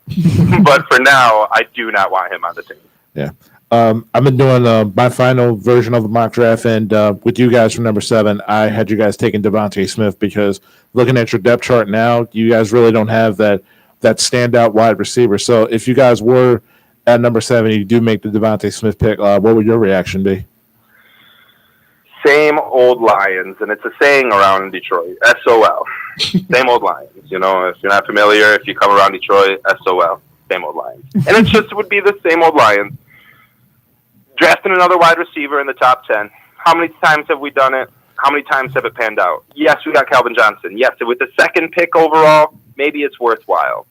But now we're drafting an undersized Devonta Smith, who really exploded when Jalen Waddle went down, in my opinion. I personally like Jalen Waddle more. I think he's going to transition to the NFL a little bit better. Okay. I do not want Devonta Smith. If Devonta Smith was the pick, and not just a wide receiver overall, but if it was Devonta Smith, I would be very bummed. You would not see a happy face coming out of me. I trust Brad Holmes. I trust this regime because there's nothing I can do to change it. So I hope that they know what they're doing. And so, I'll still try to hype him up and talk good about him, but it's not the guy that I want. It's not the position that I want. I think Kenny Galladay is a perfect example if you can find a wide receiver in the third round. This wide receiver draft class is very deep. Mm-hmm. Jared Goff needs a Cooper Kupp-esque type player, and I feel like that's there for Rondell Moore. I feel like that would be a great selection if he can follow the second. Kadarius Toney. Mm-hmm. You can get that kind of player, and that's what's going to – we're not going out here trying to get these flashy players. We don't need the Heisman. We need players that are going to fit under Dan Campbell's scheme, who are going to be able to work under – Antoine Randall at the wide receiver coach. Like, we need to make sure we have the right players and not the most flashy players. I guess I would like to think of it as watching what is the movie Miracle. There it is, Miracle, and where Herb Brooks. We don't need the best players. We need the right players. Mm-hmm. Right, that's what we need. So I hope Dan Campbell can get his inner Herb Brooks. I believe that's who it is, and will the Lions to victory. But I would not be happy with Devonta Smith. Okay. What if I can promise you that he'll pan out a lot better than Charles Rodgers did? Then I'll be happier. But that's not saying much because what? So now we at least have guaranteed at least 2 years of success, and that's still not what I'm looking for. You know what I mean? All right, fine. What about Roy Williams? Even still, that's even happier, right? What Roy Williams was nice. 3-4. He gave me a good trade to Dallas. That's not all we got. We got a good first round pick out of him. I can't remember who we used for him. 1 Pro Bowl season, I believe. So if he can give me 2 Pro Bowl seasons, that's not terrible. I definitely can't complain about that. But that's I still don't want it. You know what I mean? Give me 3 Pro Bowl seasons out of a defender or out of an offensive lineman. Okay. And Nick, before you go up, so what exactly are your plans for the NFL draft? What are my plans for the NFL draft? What a great question. Every year I try to, I say, all right, we're going to have a great time. I'm going to go hang out. I'm going to watch. It's going to be a good time. And every year I find it sneaking up on me, and I get off of work, and the draft is happening, and so I just end up sitting down on the couch, grab a beer, and watch the draft at home with my daughter. My wife will probably be upstairs watching HGTV, and that's how I'm going to probably enjoy the draft. And then once the Lions pick, I won't even be watching the draft anymore. I'll just be nose on phone on Twitter, tweeting left and right. Oh, blah, blah, blah, blah, blah, blah, blah, blah. I cannot wait. That's the best part about the draft, right? The overreactions. I cannot wait. Yeah, I know about that. Twitter was on fire last year when we took Jalen Hurts in the second round. But Jalen Hurts, that's my man right there. Yeah, and hopefully he can be the man of the future for us. Nick, thanks once again, for taking the time, calling in. Good luck with your show, and congrats on the rebrand. Nick, what's your Twitter handle? At Nick Faber NFL. Okay, nice cool. and basic, you know what I'm saying? Nice and easy. I'm gonna give you a follow. I appreciate that. I'll follow back. I appreciate you guys having me on. This was so much fun. Yeah. Anytime you guys want to talk about Detroit, I am so happy to do it. I appreciate you guys. Thank you so much. Yeah, thank you. No problem, man. Nick. Take care, Nick. Yeah, appreciate it. Take care. Bye. All right. Goes hard in the day. Yeah, man. Dang, he's Detroit. Whoa, he's a Detroit fan. Yeah. Fan. Yeah, once again, you're He listening knows to... the stuff. Yeah, absolutely. So, once again, you're listening to 98.5 WJYN, Running Back Sports Show, Sports for the Culture. We got Chris, we got Mark, we got Carm here. If you want to join the discussion, drop the phone number. 215-763-9596. I mean, we got a little Detroit power. I know. Power I combo feel like here, man. really informed about Detroit now. I'm gonna watch out for that Swift we guy. got Nick for football. We got Kai, who's a Detroit native, also. Yeah. Oh yeah, it goes, Kai Carlin. He's a goes hard in the day. Michigan Yeah. guy. Wow. Thanks for that, Mark. Yo, Really enlightening, truly. I'm just talking about you've seen that video before, right? Truly, it just boggles my It mind. goes The depth of this show, how deep we go. Anyways. Anywho, here. Yeah, anyway. What's next on the Running slate? back sports with the culture, man. All right. First off, I don't know if our audience can hear or like our YouTube. Yeah. I don't know what's going on Broad Street today. Like all I hear is it's just bikes it's and nice sirens outside. That's today. all you need It's to. just like, bruh. And They playing DMX. They Yes, I'm hearing DMX. Yeah, I'm hearing Rough Riders bikes, anthem. sirens. Oh my God. Yeah. They don't care today on Broad Street. What? yeah. Anyway, once again, I want to thank Nick again for calling in, and in about a few moments, we're going to have our second interview. Once again, Jeff Bowers from the Sports Narrative is going to call in. He, like last time, he is stationed down in Dallas, getting prepared to have for the NFL draft as well. Mm-hmm. And just to say, the WNBA draft is this Thursday, 7 p.m. So be on the. I got my WNBA hoodie on, rapping for the ladies. And they did announce the WNBA schedule. They lead Yep. the first few games, actually. Yeah, the WNBA actually season starts on May 14th. So season coming soon. Draft is happening on Thursday. WNBA is about to be back in full effect. Yeah, it's kind of coming in. It's coming quick. Coming quick and coming at the same time as the playoffs, but it's going to be a lot of basketball, a lot of fun. And I'm honestly looking forward to watching this WNBA draft. Make sure I'm going to take my notes on it. I'm going to be paying attention. And when this season starts, I'm on it because I have a newfound respect for the ladies, especially after watching the NCAA tournament. So I'm looking forward to what the WNBA is going to do this year. Nice. So, have you got a team yet? Honestly, I'm kind of like scouring all the teams. I don't want to just pick a team because of like the name. Because I know the Sonics. The Storm. I know the Liberty. There's teams that I'm kind of familiar with. I'm trying to just trying to see what team I really like. Mercury. And I feel like I have to just see them all play like the first couple weeks to kind of get my decision on who my team is. Candace Parker went back home. She's in She's Chicago this Chicago year. now, yeah. And then like I've always known Skylar Diggins. I know she's on the Mercury now with Diana Taurasi, Brittany Griner. So that's kind of like I'm leaning towards them, but I want to see for myself before I make a decision. I don't want to just like them just because I know the names. The wild part. Wait, so the Phoenix Mercury got their own big three? No, Pretty much. That's what I was about to say. So if you pay attention to a lot of these WNBA rosters, and I only found this out from playing 2K, a lot of them squads be having a big three full of names we just know. It's because they don't have as many players. As many teams.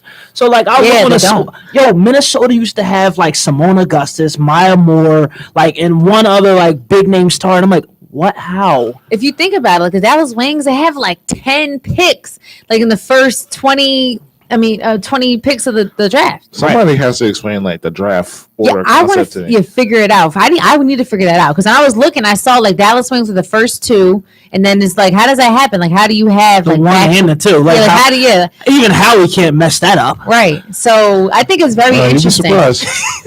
But I think the WNBA season this year is going to be totally.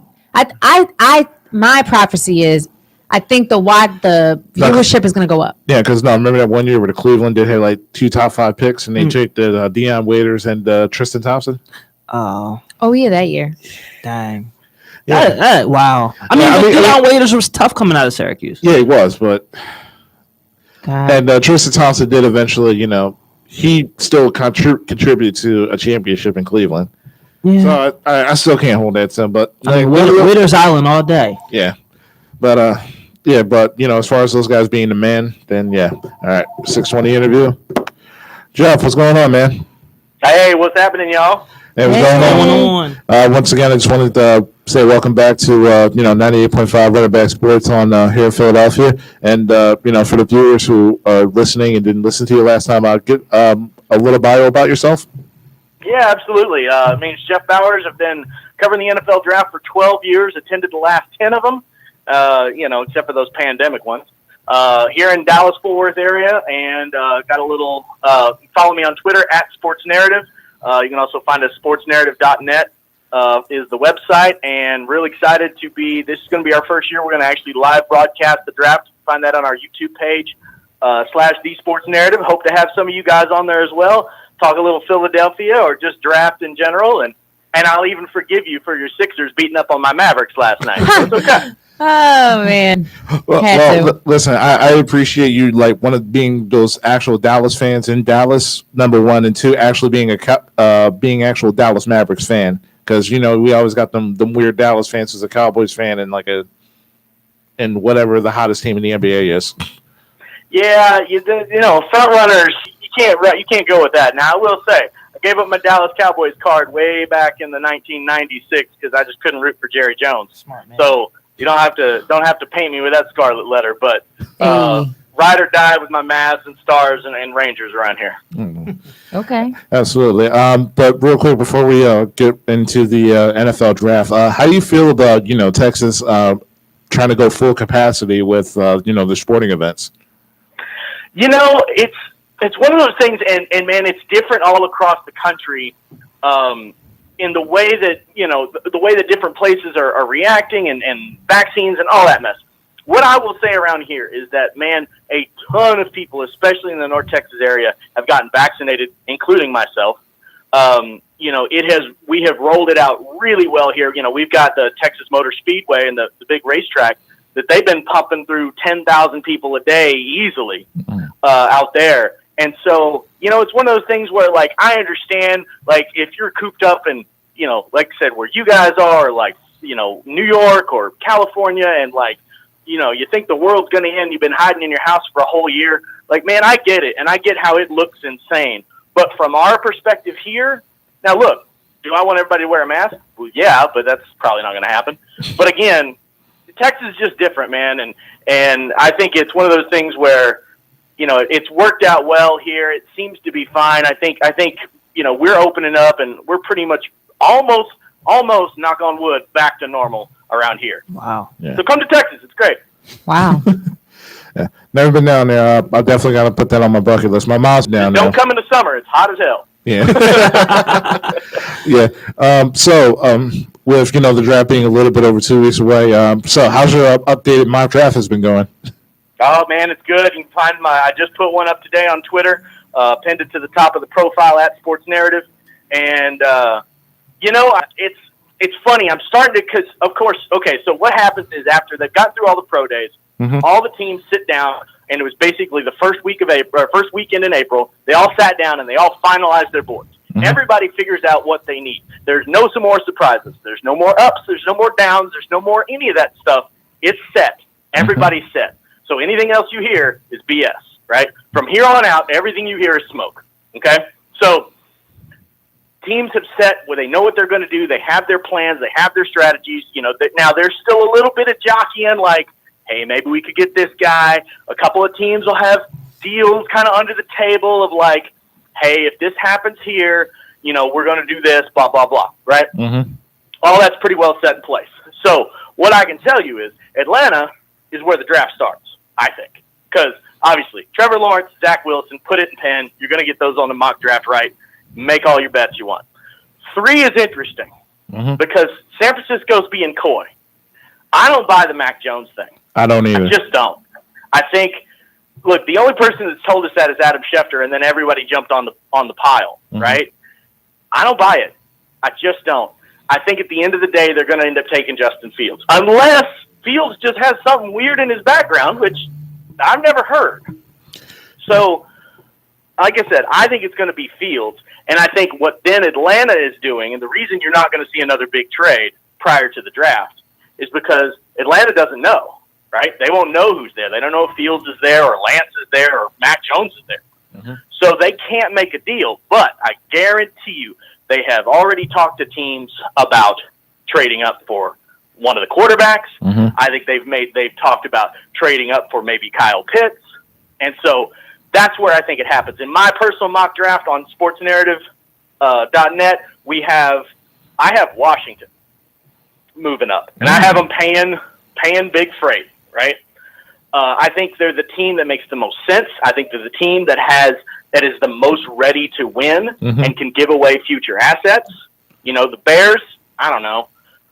New England's not in their nature to trade up like that.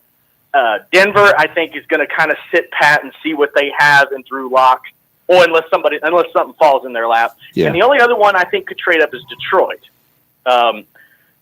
Everybody talks about Jared Goff, but I don't know if they're sold on Jared Goff yet. So I think that's a possibility as well. But at the end of the day, and then, of course, like I said, there are teams lining up to come get Kyle Pitts. Hell, Jerry Jones has talked about it around here, which is insane. But when you have a historically bad defense, but whatever.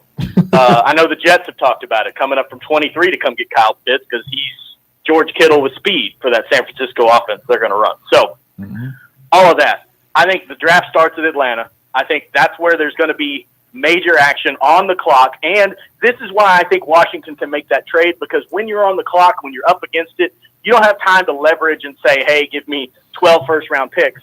Clock's ticking. So I think that deal has been discussed. I think Washington will come up for Trey Lance at that 4th pick. Ooh. And then I think you'll see Mac Jones kind of slide down the board. I actually have him falling all the way to 20 to the Bears. Hey, Jeff, Mark here. Question. So in your mock draft, who do you have the Philadelphia Eagles selecting at the number 12 pick? Okay, so this is interesting. So here, I'll run it down real quick because I have to trade up for the quarterback. I have Pitts 5 going to Cincinnati, Chase 6 going to Miami, Waddle going to the Lions, Sewell to the Panthers at 8, Owusu Koramoah going to the Broncos at 9 because he's Roquan Smith. That makes sense. Surtain to the Cowboys, Slater to the Giants, and then Philadelphia sitting there at 12. I know J.C. Horn is there, and I know you want him, but I think they're going offense. I think they're going to add weapons. I'm going to give them Devontae Smith as trying to build up that offense and see what the young kids got before they have to figure out when they need a new quarterback in the future. So I have them with Devontae Smith. That makes a lot of sense. That's been like a lot of the buzz recently. Like, it's like, okay, do we try wide receiver again because we did that last year with our pick? But it's like we have so many issues in the secondary, and it's like if Patrick Surtain is there or J.C. Horn is there, it's kind of tough to pass it up. But that's definitely an interesting selection. The Alabama connection. I know it is, and I think they will really struggle with that. By the way, I have Horn going the very next pick to the Chargers. Yep. And so, like, it's all right in that area, and I could easily see those two swapping, right? There is a ton of depth of wide receiver in this draft, so they could wait. But if one of the top four, Devontae or Waddle, or Pitts and Chase, if one of those 4 is there, man, I think that's the way they'll lean. I think Jeffrey Lurie kind of alluded to that this week, and so I think that's the way they would lean. And then you get cornerback later down the line. Because, again, you don't need a number 1 corner, technically. You need a number 2 corner, right? Yeah. And so that you can get down the line.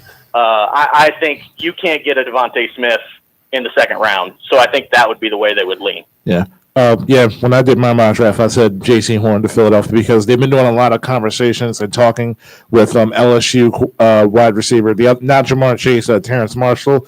So a lot of people have Terrence Marshall going early in the second round. So that's why I have Horn going to 12 as opposed to drafting Devontae Smith. Yeah, I think Marshall is going to really get pushed up. I wouldn't be surprised if he's the next wide receiver off the board after these guys. I know there's a lot of talk about Bateman and all of that, but I've heard a lot of buzz on Marshall. Apparently some of the issues that people had about him, kind of checking out halfway through the season last year. Apparently some of that's been just kind of figured out. So I wouldn't be surprised if he's the next guy off the board. If he could even sneak into that late first round with a team like the Packers or the Chiefs or somebody like that. And Bateman maybe fall the way out, maybe even as high as Baltimore, because we know they need wide receivers too. Yeah. Yeah. So the biggest thing about this draft is that a lot of people are going a little bit sour in terms of just defensive linemen in general. So during your mock drafts, how many defensive linemen, like pass rushers, do you have going in the first round, if any? Several, actually.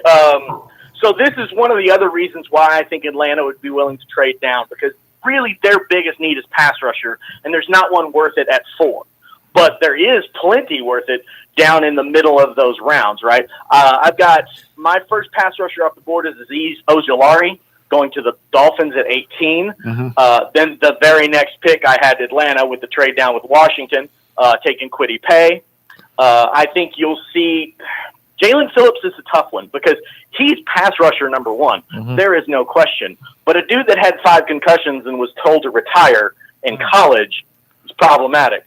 So I could see a team like maybe the Colts. If somebody checks out his medicals, I could see somebody like, again, the Colts, the Bills, the Chiefs, somebody in that range. And I think Greg Rousseau, will probably sneak into the back half of the round also with one of those big contender teams.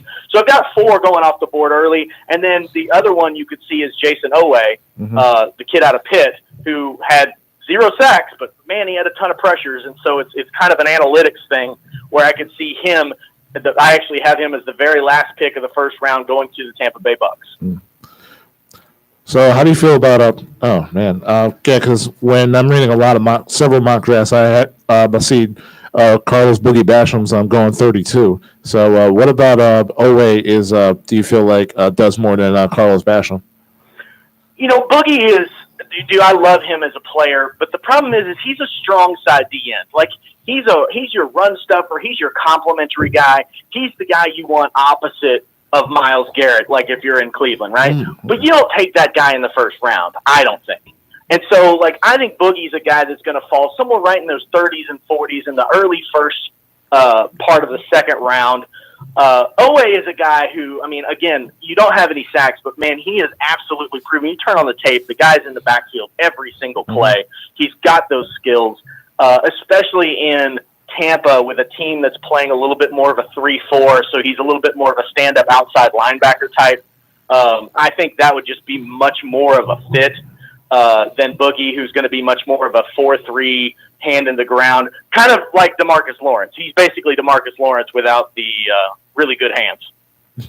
Yeah, and obviously I know because last time we've talked, you're a Jets fan, so obviously number 2, that pick is going to be Zach Wilson. If I had any money, I'd probably bet on it. So Absolutely. The next pick that interests me is pick 23 because in some drafts, you guys are picking running back, whether it be Najee Harris or Travis Etienne, whichever one falls, and then in other drafts you have possibly go cornerback. So in your mock draft, who do you have the Jets taking at 23? So all Jets fans, I think, should be hitting their knees. So the ideal pick there should be hitting their knees to go pick either Elijah Vera-Tucker if he slides, because he plugs in at guard and he's an absolute monster, or Greg Newsome. I would lean towards Greg Newsome. I love the kid out of Northwestern. I think he's perfect for this defense and playing that cover 3 and giving you the ability to both match up and play the zone. He's really, really smart. He's got great hands. And the fall off is the big thing here because there's a thing that I've always talked about and we'll talk about on the draft special there on YouTube all the time is about vertical drafting. A lot of people, when they do mock drafts, they just look at, okay, this team needs this, I'm going to plug this in here, right? But when you look at vertical drafting, what you're talking about is, I have 4 needs. I need to fill them with these 4 picks. Where can I best maneuver in the draft? In other words, are there guards I can get later on in the 3rd round and can still start for me? Yes. Okay. Well, then maybe if I've got Vera Tucker and Newsome there, I want to take Newsome because the fall off to the next cornerback is so much more, right? And these are the calculations that you're doing when you're looking at a board and you're marking off individual positions. If that position starts to get lean, then that's when you start thinking about, well, maybe I want to move up for my guy. So Greg Newsome's my pick. That's who I want at 23. I think at 34, the Jets could take somebody like Alex Leatherwood, maybe Trey Smith, the guard from Tennessee, or Wyatt Davis in one of those spots. And even then, if there's a better player available, hell, if Etienne falls to me at 34, why not? Let's get him. Now, I don't think the Jets will take a running back early because it doesn't seem to fit that system. They seem more of a running back by committee. You know, nobody had ever heard of Raheem Mostert before he became Raheem Mostert, right? That's true. So I think that's the kind of system that you're going to see. But, I mean, if a guy like Etienne falls in your lap, you take it. So, Jeff, this is kind of off topic. I know we're kind of draft heavy. So, are you a Dallas native? I am, yep. Born and raised. Okay, cool. So, I've been to Dallas once. Really cool city. I enjoyed myself. I went in like 2016. So, I have a question for you. So, as a Dallas native, I want to know, since we're talking about drafting, so if you had to draft 2 local, I'm going to give you 2 names. So, 2 places that I had that I thought were amazing. First off, Whataburger. Second off, Taco Casa. Have you had Taco Casa? Oh, yeah. Okay. So if you had to pick, like it's like the end of the world and you got to pick one fast food spot in Dallas, what would you pick under those 2 in the top 2? Who are you drafting? Who are you taking?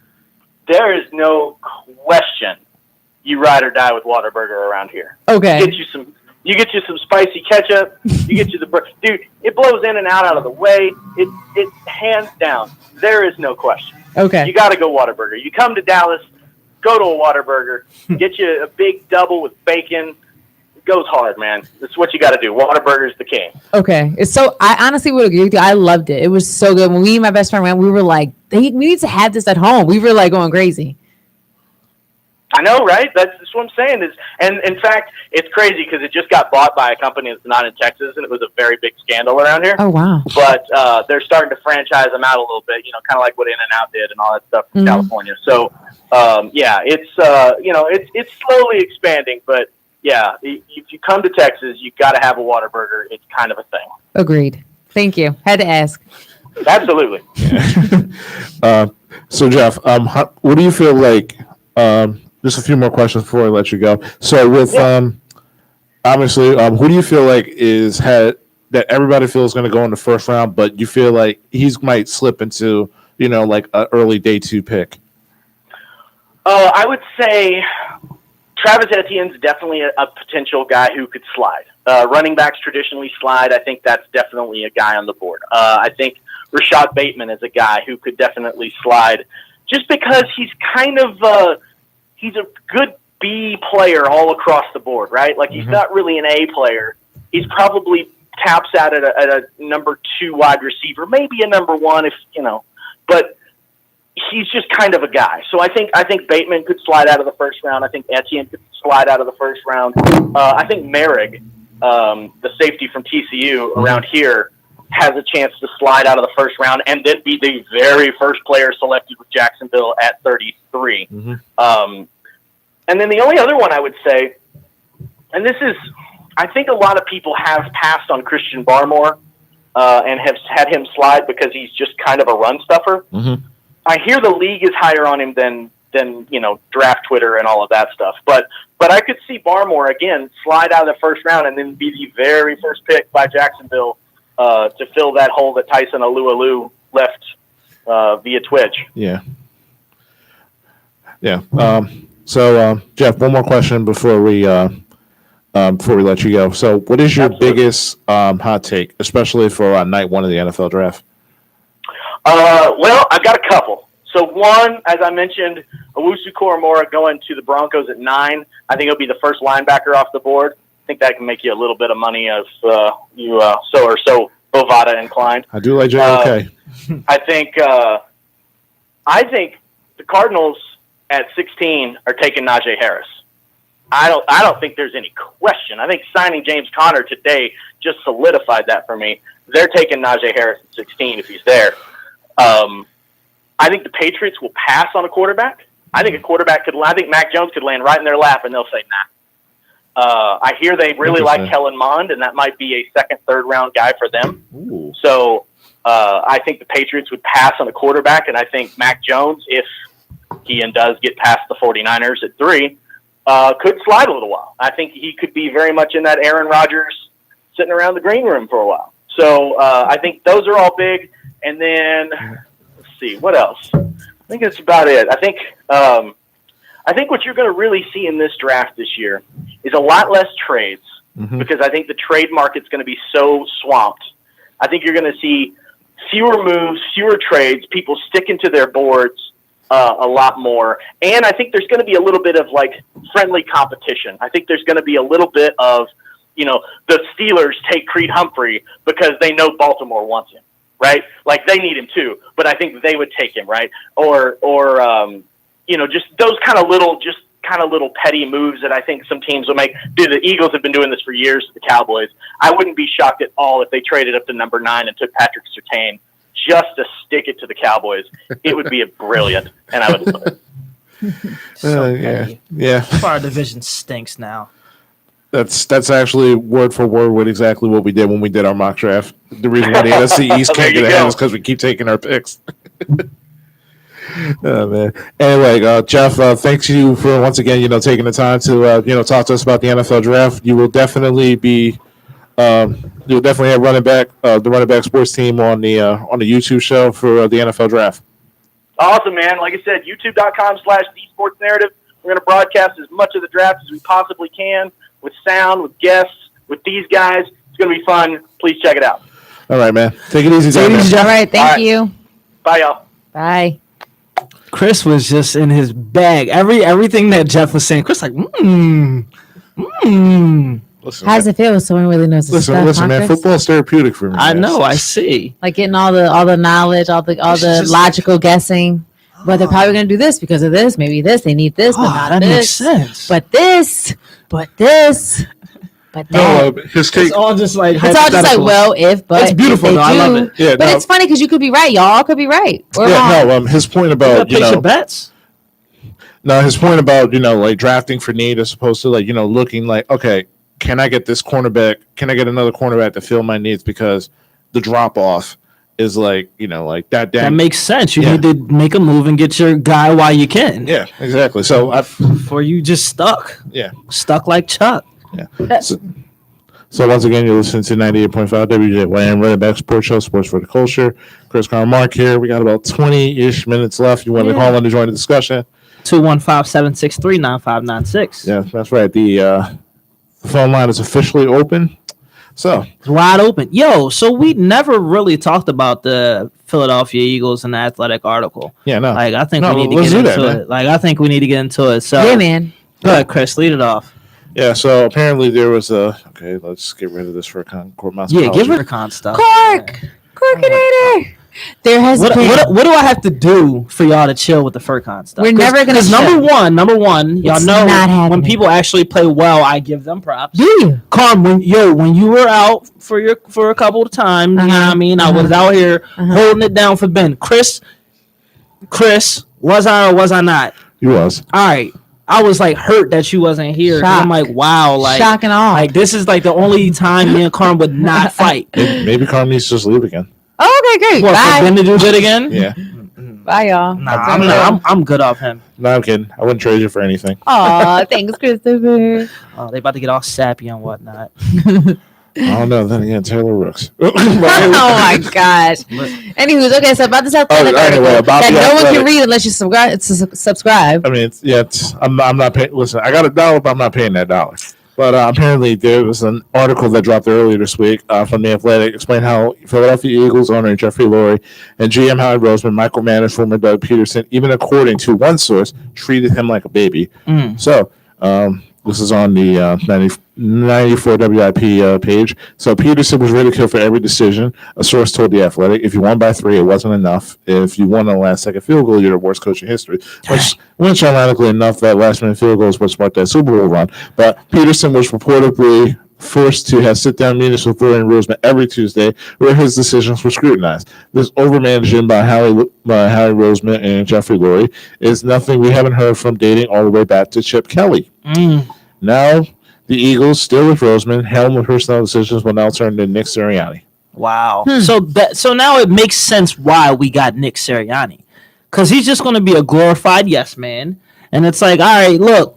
This is what we're gonna do. Yeah. This is how it's gonna work out. It makes sense because Doug Peterson, he used to look stressed. Yeah, like I hate my job type stress. And now we know why. Clearly. So is this coming from a reliable source from the Athletic? Where is this coming from? Yeah, I mean there were also leaks out there. Yeah, listen. As soon as the article broke out, we also heard ex-scout Billy Daniel Jeremiah also said his piece as well. Former players are talking about it too as well. Yeah. And apparently during the article from The Athletic, it actually said that, during the 2017 season, after, going 7-9 in Doug Peterson's rookie year, there are actually plans in place that if the Eagles were about to lose, they were going to hire in-house Jim Schwartz to take over the team. Wow. And that's not even a shock because it was already rumors hey, why is this, inexperienced Doug Peterson coming in to be a coach? We got Jim Schwartz, who's run the Lions for years, and then boom, boom, boom. If it doesn't go, I don't know. It's just super messy, and it gives the Eagles a really bad look. Yeah, and honestly, that's all it is. It's just messy. I've never seen. That's a lot. That's a lot. I'm capping. I've never seen nothing that messy. No, you've seen the Browns. Dang, Doug. The Browns, the Cowboys. Dang, Doug. You fell on the sword, huh? That stinks though. Crazy. So there was also another thing where it's we know coming up the Eagles are probably going to be bad. There's a high probability that they're going to stink. Are y'all still going to watch the games? What do all Philadelphia fans do? I'm just asking because we watch. I know I'll still watch. But I don't know if I'll have that same passion. Listen, I feel all I'm saying is if you can watch Sixer games with Ben Simmons, you can watch Jalen Hurts. You'll be fine. Yeah, you're probably right. Probably right. Exactly. And the crazy thing is because I already have zero expectations for the Eagles versus the Sixers. I feel like they have an opportunity to actually win a championship. I feel like if the Eagles do anything and I'm watching the game, I'm probably going to lose my mind and act like they won the Super Bowl. Listen, Jalen, he's a young guy. I think he's going to be so good. Yeah, I really think he is. I feel like he has high work ethic. Yeah. Oh man, and to make matters worse, than the Inquirer by Marcus Hayes, there was an article that came out saying that Roy was convinced that offensive coordinator Frank Reich would have been fired after the 2016 season. However, thanks to Carson Wentz pretty much stepping in, that didn't happen as well. Wow. So Carson Wentz not only saved Frank Reich's job, he also saved Doug Peterson as well. Wow. Well, this just sounds like a very toxic working environment at the Eagles. Yeah. And this is nothing, obviously it's no surprise because as we all know, people in high positions with high power, with money, usually they kind of have that ego with my way or the highway, and it turns into a toxic situation because if you're not, it's just kind of like, a dictatorship. It's like, on my train, you can get on off, you can, pretty much hit an X. Right. Yeah, you get it? And listen, I'm a guy who doesn't. Entendre. And honestly, I'm a guy who doesn't really have a lot of sources, but from accounts that, from what I've heard, also is from Chris's sources. Especially during the last 2 years, it was inmates running the asylum. It was there was everything was micromanaged. Everybody had assistants, and then you had assistants to the assistants. And think about being micromanaged. Honestly, most of the head coaches they couldn't wait to get out of there. Jim Schwartz pretty much fake retirement. Then he took another job to another organization as well. Where'd he go? Let me look that up real quick. I didn't even know that happened. That's so wild. But either way, just think about working at a regular job with a micromanager. How it makes you feel. How the morale of a team, your coworkers is. Yeah, he's an senior defensive assistant for the Tennessee Titans. Didn't know that. So that's what I'm saying. So imagine a micromanager as a big high-powered money-making machine like the Eagles are supposed to be, and add in fans, add in the public, add in the media, it's a mess. Yeah, It's a crap show. bad. But it's not a surprise because a lot of these things are probably going on in a lot of organizations. It's just as I said, just like they were saying, I read an article about the whole Jerry Jones thing, like how he's been this way for the Cowboys. Mhm. And everyone from the Eagles always like screams how, oh, we're not him, we're not like him. But it's like in reality, we're a lot. are more- we? Yeah, Are we we're- not? Might be even So worse. we're our rival, our dead rivals. We hate you, can't stand you. The Cowboys. It's We're a like lot looking like in the them. mirror. Yeah, we're a lot like them. We're thinking honestly with the whole, as we talked about with our drafts, with the pettiness of taking people because other people want them, et cetera, et cetera. It's just kind of like the pot calling the kettle black. Yeah. And I think there will be no true succeeding if you don't let people do their jobs. It's like let scout, let people do what they're supposed to do. Here's the thing: you can be an amazing person in any field, but you ain't everything. No one is everything. So there's people in delegation for a reason. Let that happen because people are experts for a reason. We can think we know sports, but there's always someone who can come in and help us because people have different perspectives. Yeah. I agree. So Yeah. There was even rumors like common sense. they were listening to like analytics guys like over like people who actually scout. NFL yeah, that's what talent I with was their seeing eyes. too. That's They what I have was their own, reading on yeah, it they have too. their own personal like. Like how insane is that? You're gonna go over numbers versus your eyes. So what's the point of even having a staff and having anyone if you're just going to make the decision anyway? Just to fill a quota. Right. But But I hate that even in a workplace too. It's like, why even have me here doing this job and you just want me to do it the way you want me to do it? And if I don't do it that way, then it's a problem. Mm-hmm. That's America and it's all in itself. So but here's the thing: that's what happens when you have money and power. It's the key to life. Any kind of power in life, some people just take it and run with it and go bad, pretty much. Money, power, respect. It means you're eating right. Yeah.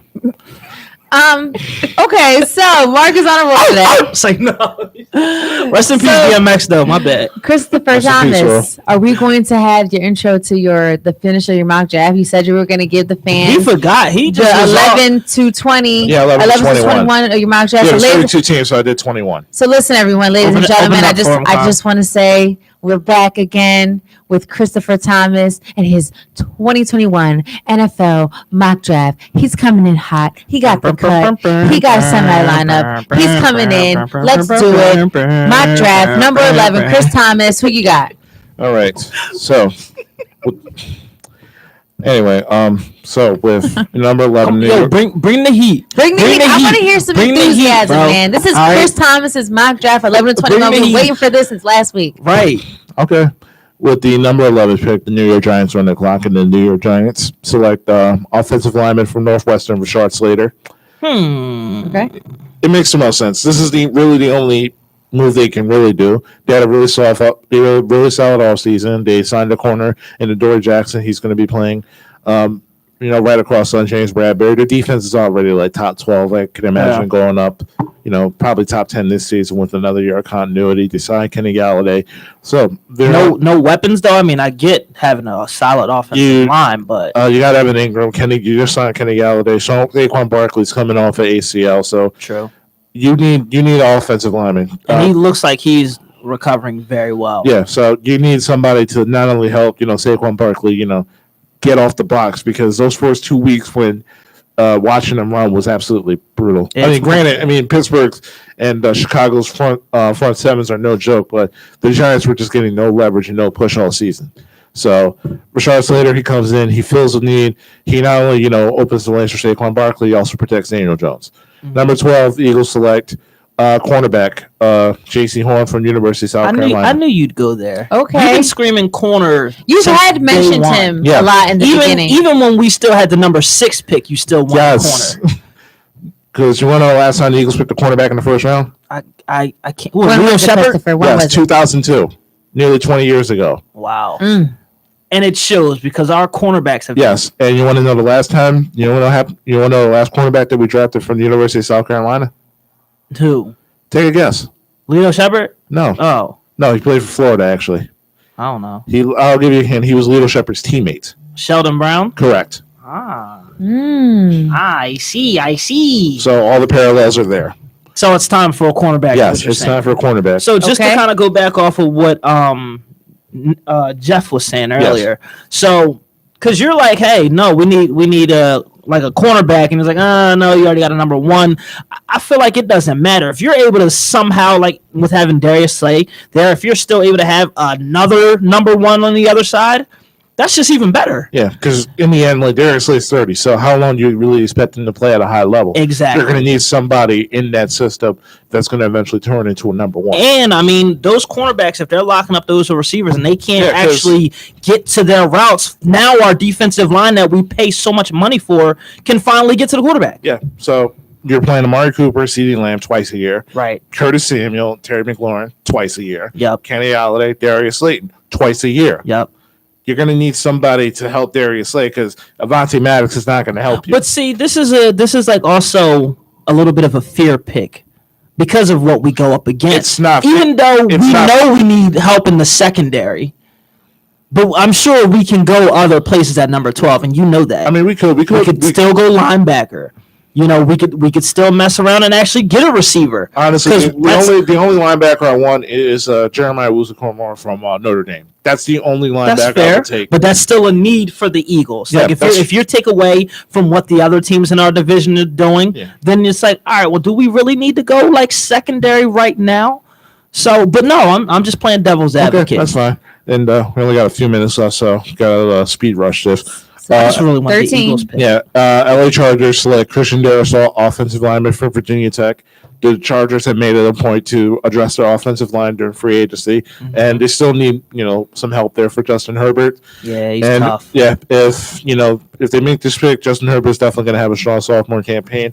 And more importantly, just some free fantasy advice. He's a fantasy sleeper during the mid rounds if you want to get Justin Herbert. Bro. 14. Who's 14? It's April. You already talking fantasy? Yeah, I am actually. Chill. I wanted to try to do my trash yesterday, but ESPN wouldn't allow me. Listen, All right. we're getting through this list. So, 14, Minnesota Vikings, Katie Payne, defensive lineman, Michigan. okay. Vikings had the worst pass rush last year, 23 sacks, third lowest quarterback pressures in the NFL. Dang. You're getting Danielle Hunter back. You need somebody else on the line to help him. Okay. 15, I'm not I understand what Jeff was saying, but I'm not buying it. The Patriots select Mac Jones. It's a solid transition. You got Cam for 1 year. Mac Jones will come in fully integrated to the system with Josh McDaniels and Bill Belichick. It'll be a smooth transition. Right. Number 16, Arizona Cardinals select Elijah Vera Tucker, offensive line, USC. He can play both guard and tackle position. Nice. He did a really good job replacing Austin Jackson down at USC. Kyler Murray's got sacked 75 times in his first 2 years. Jesus Christ. So he needs some help in the offensive line and to hopefully open up the running game. Number 17, the Las Vegas Raiders select Jalen Waddle. You lost Nelson Aguilar. You don't have a number one wide receiver, and you need who they get last year? Henry Ruggs didn't really show me that much. So you get another speedster from Alabama. You double dip 2 years in a row getting Alabama wide receivers. Hopefully, that's a lot of speed. You still got Darren Waller. Hopefully, Derek Carr will be able to still salvage his career before looking somewhere else. Number 18, the Miami Dolphins select Travis Etienne. Oh, wow. You got him 18? Yeah, to the Miami Dolphins. 2 years ago, Ryan Fitzpatrick was your leading rusher. Last year, your leading rusher had 584 yards. Jeez. You need somebody and you need to bring somebody in that room because I'm not a fan of any Dolphins running back in the room right now. Yeah, but running back isn't necessarily something that they need. Yeah, well, it's a mock draft. I don't. 19. It's a 19. Get out of here, Carp. All right, number 19. Washington football team selects the linebacker from Notre Dame, Jeremiah Owusu-Koramoah. I like John Bostic, but I got a feeling Owusu is definitely going to be a special linebacker in the league, and we got that Washington front four. He's definitely going to be. It's going to be a terrifying front seven for years to come. Number 20, I told Warren this. They select Samuel Cosey, offensive lineman from Texas. Doesn't matter what quarterback's back there. You need to protect him. And number 21, Anthony Costanzo retired from the Colts, so they select Tevin Jenkins, offensive tackle from Oklahoma State. They've him and the Titans. The Colts and the Titans are targeting him, but with the Colts picking ahead of the Titans, I could definitely see that pick and improving that offensive line. So that's my picks, 11 to 21. And with less than a minute to go, I guess it's time to end the show. Ladies and gentlemen, that was Chris Thomas's 11 to 21. Chris, are we going to get a pickup from that next week, or are we done? Yeah, we are. Okay, so 21 to what? 32. 21-32 next week, ladies and gentlemen. More of Chris Thomas's 2021 mock draft selections. Be on the lookout. It's coming. All right. Ooh. And once again, I want to thank everybody for tuning in today. Yeah. WJYN 98.5 and on RadioPhilly.com. And more importantly, shout out to everybody that listen to us on YouTube. Appreciate And, Love you guys. and our callers, Jeff and Nick. I appreciate you. Once again, this Thanks is Chris for calling. Thomas. Mark Thompson. It's your girl, Carm. And this has been the Running Back Sports Show. Appreciate Sports for the y'all. culture. We are out. Later. Until next time. R.I.P. DMX. Chris, don't you just love my intros and outros for you? I personally enjoy it. Baby, what's in that wine? I personally enjoy the outros for you. I think I should keep it up. I think I should do outros for us and intros for us all the time. I got a new segment for us. Since everybody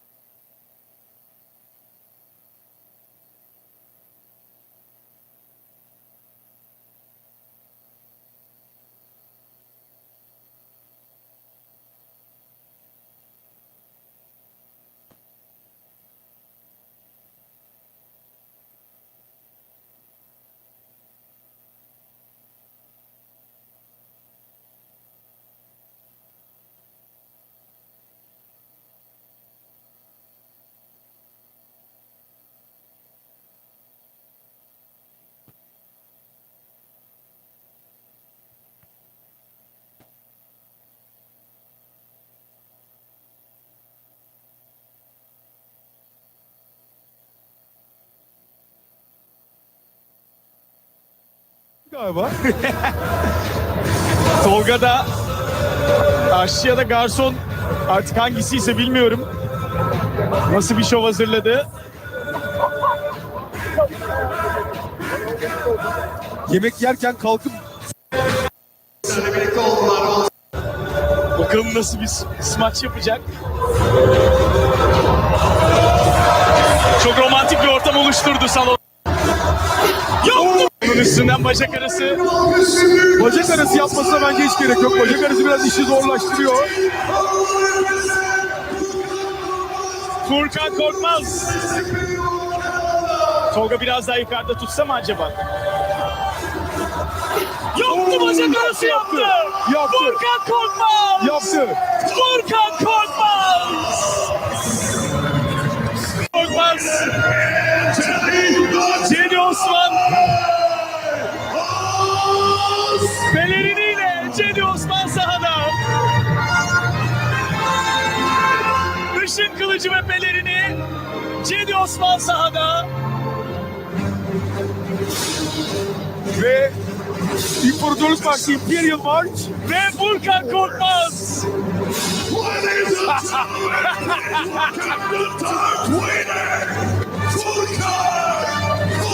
Darth Vader Furkan.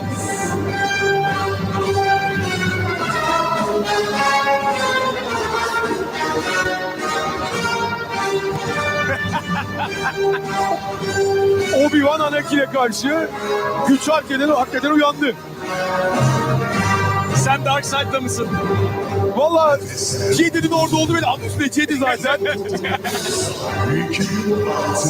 Maskeyle mi yapacak? Valla inşallah önünü görüyordur o maskeyle. Furkan Korkmaz, Jedi the Jedi Osman Super Experience smaç yarışmasında mükemmel için hazırlıklar yapıldı. İşte Jedi Şövalyesi, Jedi Yıldız Savaş. Darth Vader Furkan'la birlikte bakalım ne yapacak. Darth Vader da zamanında Jedi, daha doğrusu Padawan değil. Jedi tam Jedi Olamadı diyorsun. Evet. Jedi konseyine girmesine rağmen Jedi olamamıştı. Sonra Ya pelerini çıkarsa mı acaba? pelerini çıkarsa iyi edebilir ya. Büyük alkışlarla Furkan Korkmaz için Jedi Osmanlı'la yardım ediyor. İşte Furkan Korkmaz! Ve Furkan Korkmaz! yalnız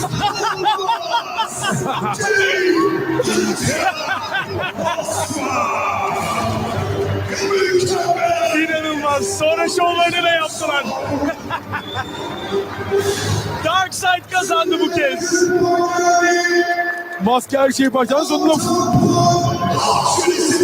Force çok güçle Jedi'yi boğdu. Yalnız en sonunda yaptığı hareketi ekrana getiremedik herhalde. Onun meşhur bir boğması var. Tabii Force choke deniyor ona. Güçle boğma. Moff Tarkin'e yapmıştı Darth Vader. Burada Jedi'ye yaptı. Yalnız smash çok zor. Smash Onu çok maske zor. ve pelerinle yapmak çok daha Zaten zor. maske paramparça oldu da Smash gerçekten çok zor bu arada. Teknik olarak da müthiş bir zamanlama istiyor. Artistik tabii ki o teknikte çok başarılı. Furkan Korkmaz, bize bu muhteşem şovu izlettiğin için çok teşekkür ederiz sana. Furkan çok iyi hazırlanmış. Uygulaması da en az çalışması kadar iyi oldu. Çok tebrik etmek lazım gerçekten. İşte Jedi. Jedi şövalyesini bitirdi. Takip ettik.